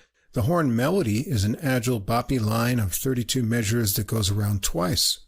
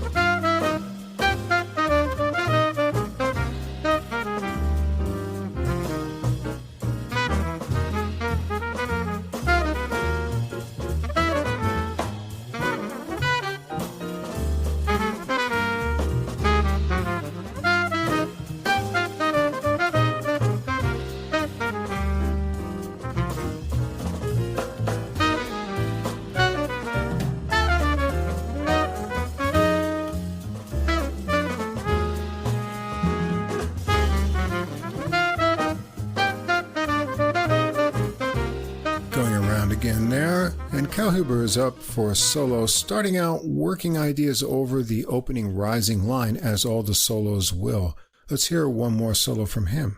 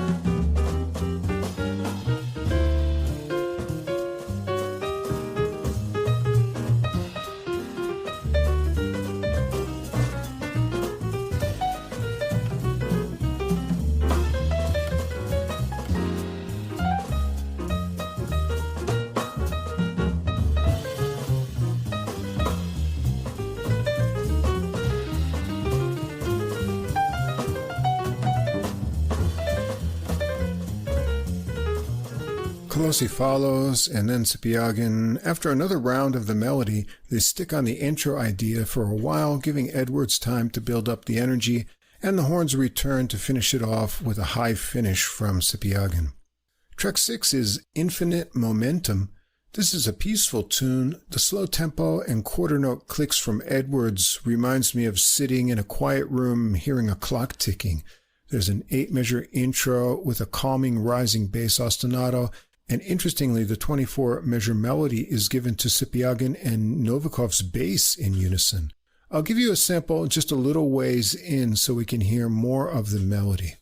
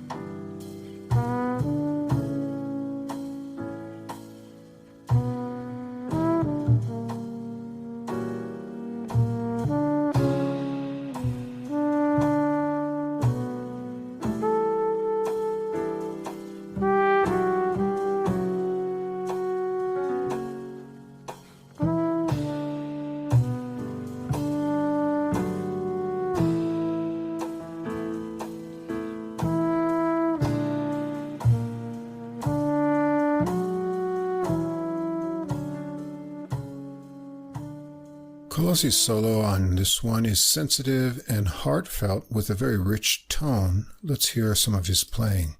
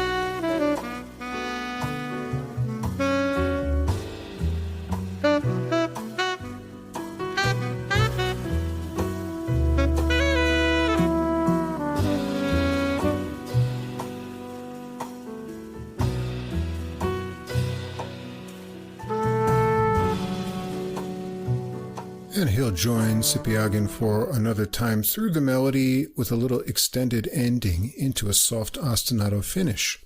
Track 7 is Lost Monk, a playful boppy tune. There's a little horn line of descending intervals that tries to get going, but sputters out into improvisations and drum fills a few times before things continue in a groggy line that works into a steady tempo only to get some caffeine and continue on, ending in the interval riff.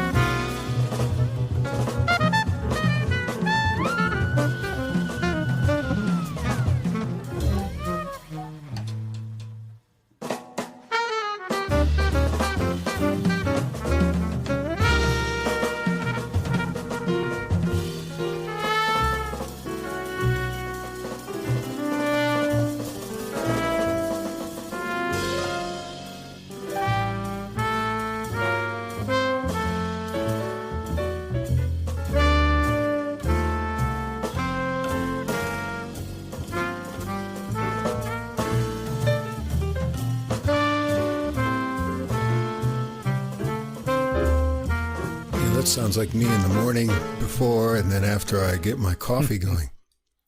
Sipyagin's solos first here, working up speedy licks and notes up high.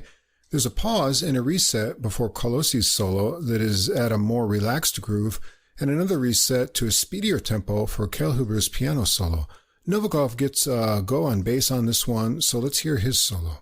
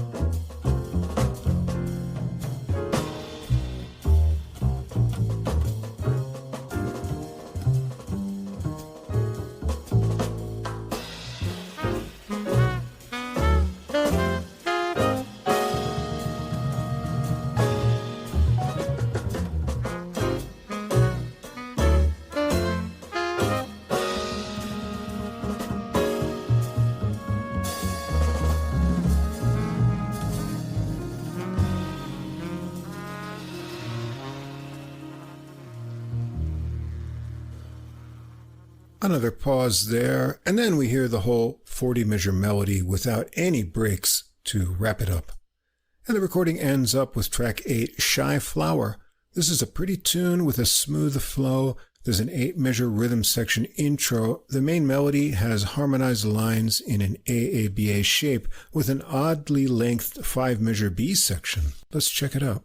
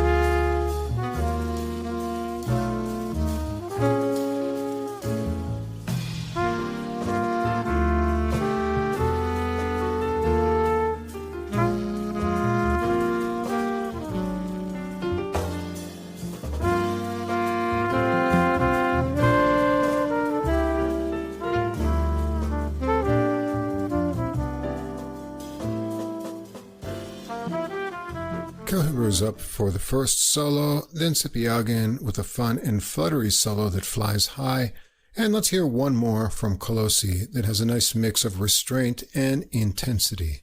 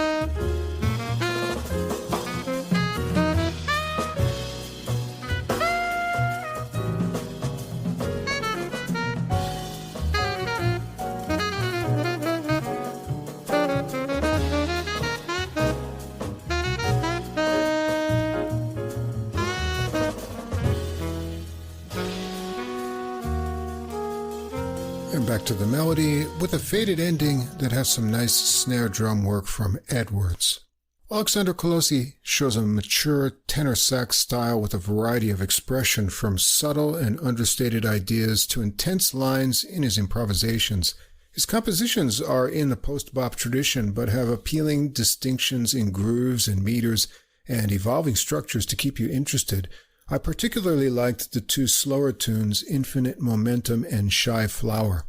Alex Sipyagin sounds great as usual with inventive and agile solos, and the horn arrangements make the best of the pairing.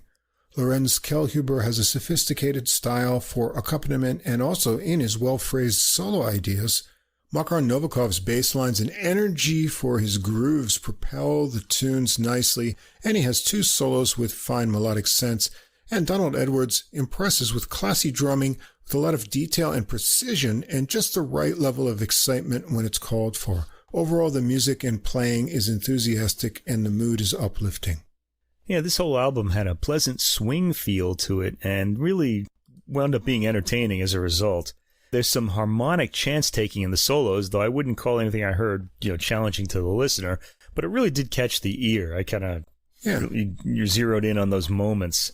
It all remains interesting, as though the soloists have all set the same goal for themselves and realize it in their own individual ways, and I really appreciated that. For me, this album came across as more of a team effort, all the soloists playing off each other's ideas, and we are, of course, big fans of Alex Sipiagin, but I feel he really takes more of an ensemble approach here. He fits in well with Oleksandr Kolosii himself on tenor sax. Both blend well together, and it was a pleasure to hear such a straightforward approach on such an appealing album. Yeah. Looking forward to hearing more from him in the future, playing and composing. Yeah. All right, and our final recording from drumming great Mike Clark, Itai Doshin on Wide Hive Records. This came out October 3rd. We've discussed a few Wide Hive recordings. Calvin Keys, back in episode 81 in 2022 with Blue Keys, and then trumpeter Eric Jacobson's Escapement and Breakthrough recordings.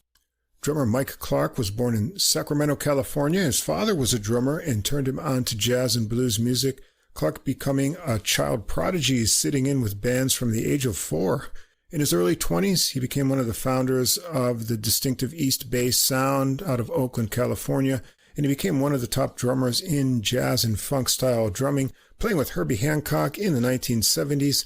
His discography is as long as your arm, and he played with names, just to pick a few for variety, like Chet Baker, Joe Henderson, Dr. Lonnie Smith, John Schofield, Tony Bennett, and a lot more. Interestingly, before he recorded with Herbie Hancock, he recorded with Vince Guaraldi on the soundtrack of A Charlie Brown Thanksgiving in 1973, and that's the one that had Tom Harrell on it as well. And you can now get the whole recording. It was released in 2023. Right, I've got it actually. It's one of my favorite Charlie Brown soundtracks. It's pretty funky, and it's got that Fender Rhodes piano. Now look over on the right side of the album cover, and you'll see the Japanese characters for the title. This is what's called Yoji Jukugo, or maybe not strictly speaking, because most of those are idiomatic. This one's not. You can understand the meaning if you know the characters. Looking at the first character, I, this means different. Tai means body. Do means same. And Shin means heart or mind, depending on the concept. So, different bodies, same heart or same mind, which is a cool description for a group of diverse musicians making music together. On the recording, Mike Clark on the drums, age 79 now, Eddie Henderson on trumpet, 84, Henry the Skipper Franklin, 85, and he's got a long resume too, going all the way back to Hugh Masekela's 1968 number one tune, Grazing in the Grass. He's played with Freddie Hubbard, Archie Shepp, and a lot more. Tenor sax great Craig Handy. He's the youngster of the bunch here at 63 years old. And Patrice Rushen on piano and Rhodes. Well, we won't mention a lady's age, but at the 25th Annual Grammy Awards, her 1982 single Forget Me Nots received a nomination for Best Female R&B Vocal Performance, while her instrumental song Number One was nominated for Best R&B Instrumental. Both songs were from her 7th studio album, Straight from the Heart. So she's accomplished both in the R&B world, and you'll hear her great jazz playing on this recording. Arrangements on this album for Epistrophe and I Shot the Sheriff and Yakini's Dance and Epistrophe 2 by Townes Gardner. This was recorded at the Hideout, San Francisco, California, September 13th and December 23rd, 2024, by Chris McGrew and Gregory Howe, mixed by Alberto Hernandez and Gregory Howe at Wide Hive Records in January of 2025, and mastered by Justin Weiss at Trackworks San Francisco. And thanks to Gregory Howe at Wide Hive Records for sending me the complete credits to the recording. Things get underway with Thelonious Monk and Kenny Clarke's Epistrophe, a tune that goes back to 1941. Monk recorded it first in 1948, and it was recorded many times by him on almost all of his live recordings and by a lot of other jazz musicians. It's originally a 32-bar tune with a chromatic sticky riff idea that stays with you. It's in an A-B-C-B kind of form. After a 4-measure intro from where Clarke already makes his presence known on the drums, they give it an interesting stretched arrangement with 2 extra measures of space between the phrases that are handled by Handy and Henderson. Let's check this out.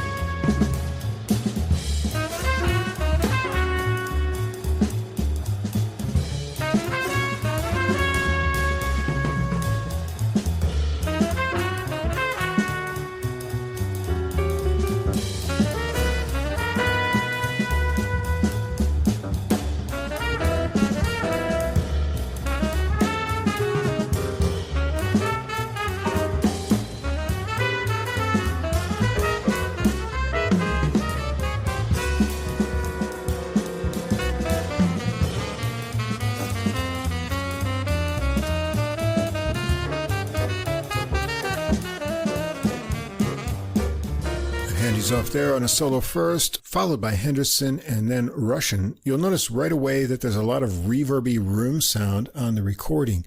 On this one, I liked Russian's building intensity in her solo, so let's check out her playing.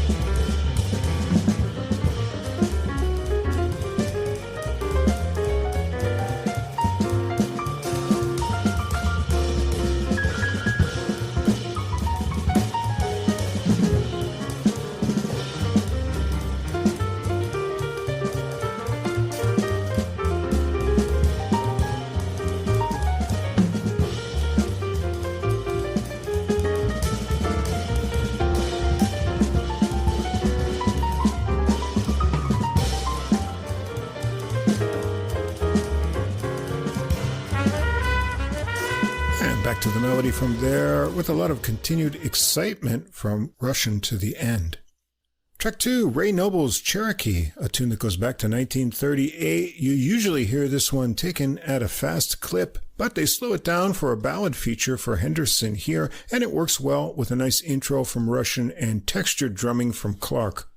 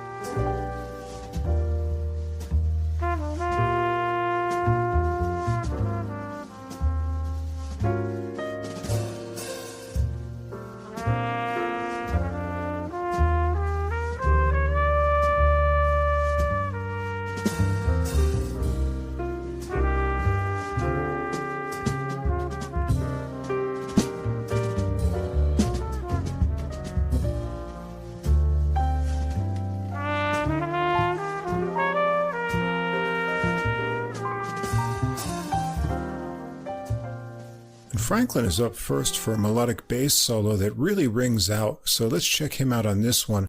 I'm going to join in midway so that you can hear some of the fun glisses and cool double stops.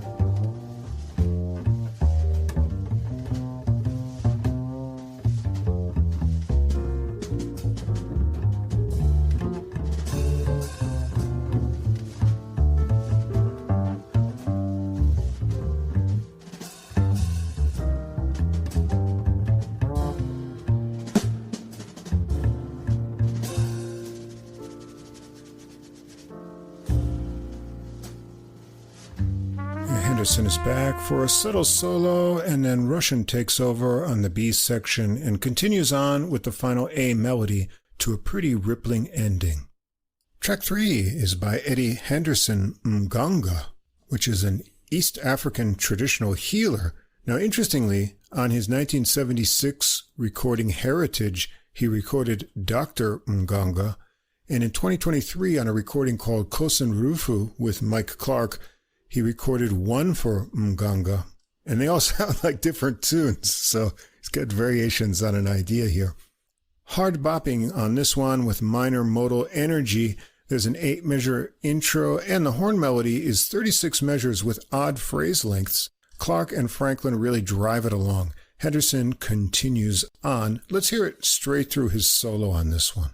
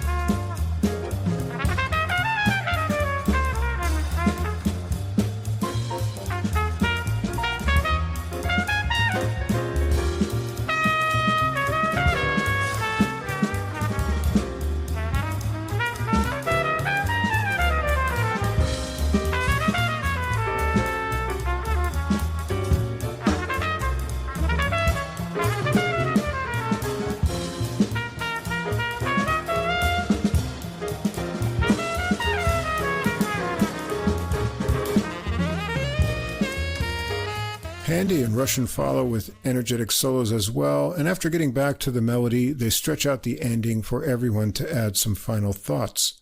Track 4 is a tune by Gregory Howe and trumpeter Eric Jacobson, Inside Zone. Clark kicks this one in and continues on with thunderous drumming. The harmonized horn lines have interesting independent movement. It's a repeating 20-measure idea with different endings, and Henderson continues on with a solo.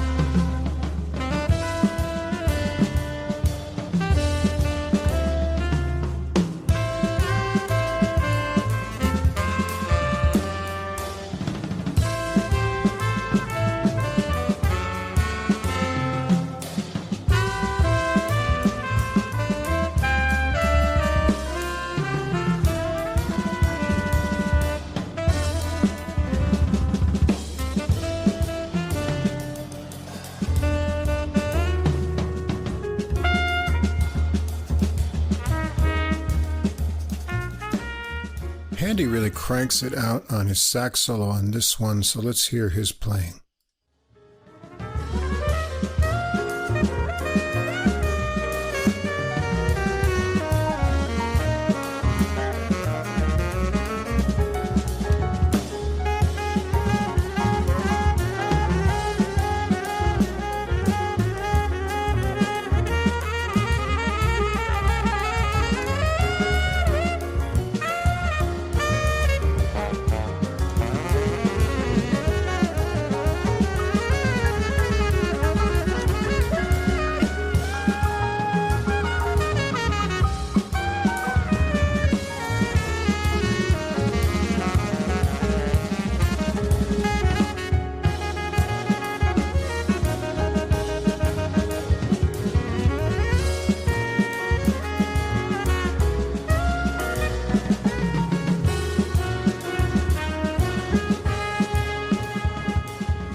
back to the melody, from there to a slowed ending with big fills from Clark on the way.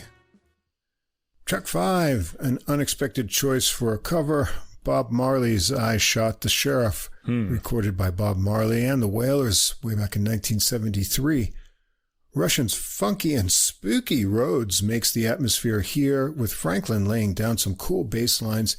Everyone knows this melody, so let's just hear how they do it.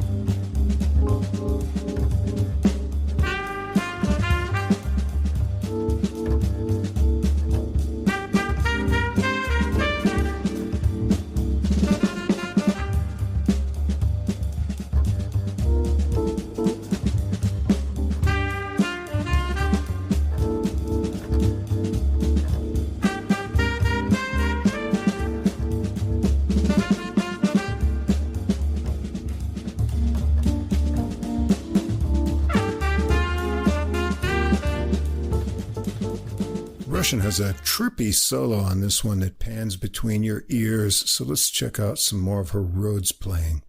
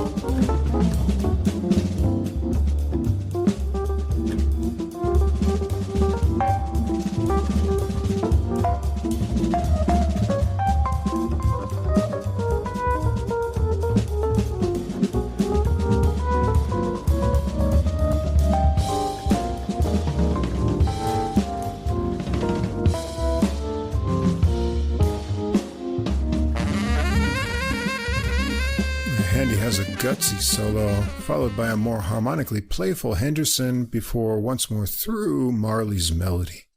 Track 6 is Savant Clark by Mike Clark. It's a 3-minute drum feature for him. Henderson, Russian, and Franklin will join in with free improvisations, and it chills out toward the ending. We'll just check out Clark's drumming getting started on this one.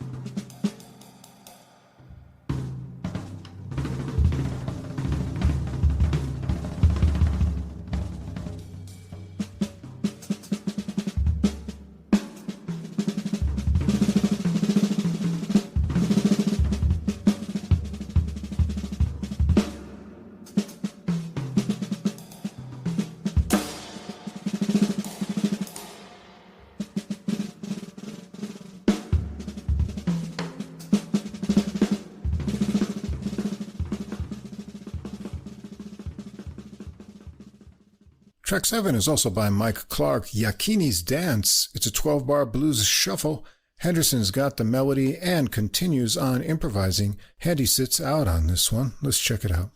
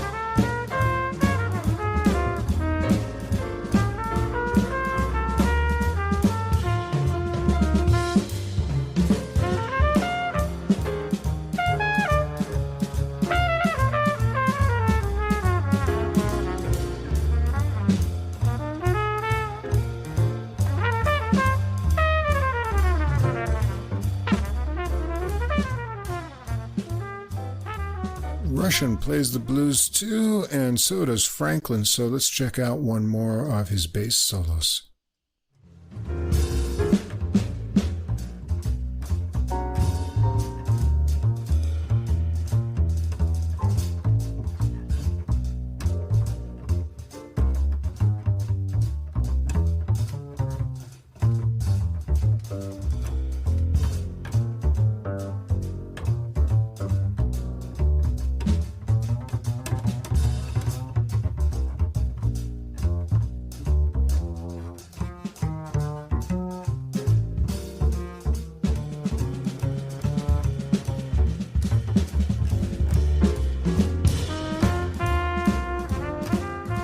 Henderson's back with the blues melody to the end. Track 8 is a tune by Henry Franklin, Midori. This has been recorded before as a love song for Midori on his 2011 The Soul of the World, and also on 2013's June Night, and it has vocals on there, I think. Franklin gets it started with an ostinato, and Clark adds fills, Russian tasty piano. Things brighten with Henderson's melody line that's 24 measures, and he continues with improvisations over 8 measures of the intro vamp. Handy sits out on this one as well.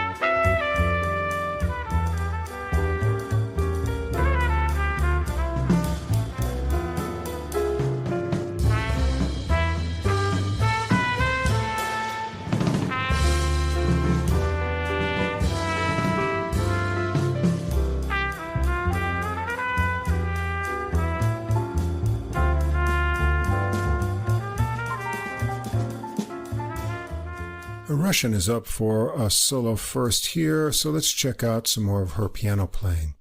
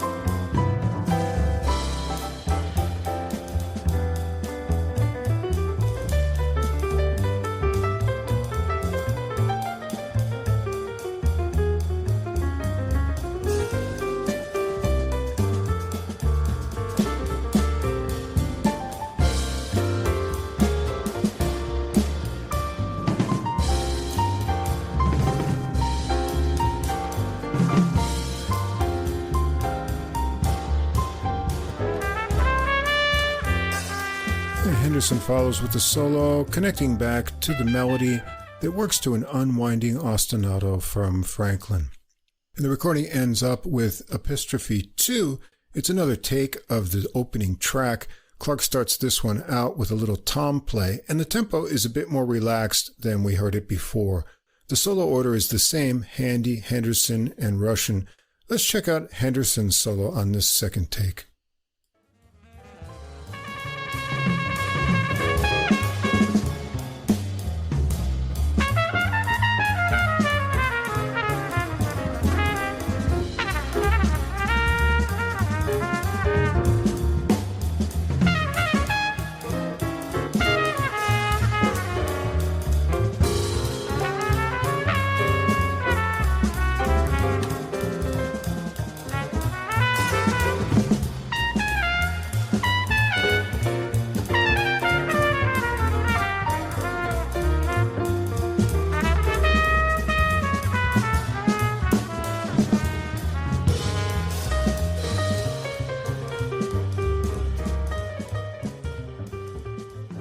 And that's the recording, Itai Doshin. Different bodies, same mind. I'll go with that. 5 veteran musicians with nothing to prove, just coming together to play music that they love. The program is interesting, mixing Monk, Marley, and originals from the members. Clark's drumming is as precise and intense as ever, and Franklin's bass is creative and driving. Eddie Henderson gets a lot of the spotlight, and he still takes chances in his solos, all delivered with a pleasing tone. On the tunes that Handy joins in on, he brings an extra intensity with his sax solos. I feel like Russian was really the mood maker here, with versatile piano playing, funky Rhodes, and interesting solos throughout. The sound is a bit reverby on the recording, which gives it a kind of 70s atmosphere, and I thought the horns could be a little higher in the mix sometimes. But overall, this recording is a whole lot of fun. You know, it's funny that you chose this album as the closer, because it's a good bookend for the album we started with tonight, which was Bach and Bourbon, because it's also got this sort of like, you know, just relaxing with friends sort of, feel to it. And this one does too. So we have a theme there. I like the playing on the album, of course. Just all these veteran musicians always are going to sound great. Eddie Henderson has that smooth sound on the trumpet. And I liked his approach to the appealing melody on Midori especially. Patrice Rushen's piano playing was classy when needed and sonically interesting on her Fender Rhodes playing on I Shot the Sheriff. Yeah. Yeah, an overall appealing approach to that classic song. And for me, the most interesting track overall. I think they took the most chances on this very familiar, song. Yeah. Like Rushen, Craig Handy on sax varied his approach according to what was required on each track, sounding full and classy on many tracks and coming in powerfully on I Shot the Sheriff. I enjoyed Henry Franklin's bluesy, expressive bass solo on Cherokee, too. He uses a lot of bends and repetition between changes of phrase to draw the listener in and get a lot of feeling into it. I mentioned about the recorded sound. I thought it could have been less reverby. The mic was a little distant from the, especially the brass. If it was a little closer, if there's a little less of that on, it probably would have been nicer. But it's all very clear and comes up well. You can hear all the detail. So, yeah, it's a great album of veterans playing. Just, the relaxed style was fantastic. I really enjoyed it a lot. And there was some chance taking, too. Yeah, a lot of fun. White Hive recordings are always interesting in the program. And, overall, they create really kind of cool grooves and vibes. So, yeah. Hope to hear more soon. All right, that's going to wrap things up for episode 231 of Adult Music. Thanks, as always, to Fast Signs of Staten Island for our glowing neon logo. And we're going to be back next week with episode 232. And we got a program lined up. So what's on the classical menu, Mike? Yeah, those episodes just keep coming, don't they? Because the music keeps coming, too. Yeah. We can't even keep up with what's coming up in these fields. Scratch the surface, barely. We're only scratching the surface, yeah. Okay, so I've got my Baroque album for next week, Charpentier, Messe à quatre chœurs, or Mass with 4 choirs, and Cori Spezzati. We may hear him for Christmas, too. There's a Charpentier Christmas album out. It's not finalized yet, but nice. Keep that in mind. This is by Maîtrise de Paris, CCR, Chœur de l'Opéra Royal, Consort Musica Viva, conducted by Jean-Baptiste Nicolas. And this is on the Château de Versailles Spectacle label. We've also got some more works by Grażyna Bacevich, her string quartet number 4 and piano quintet number 1.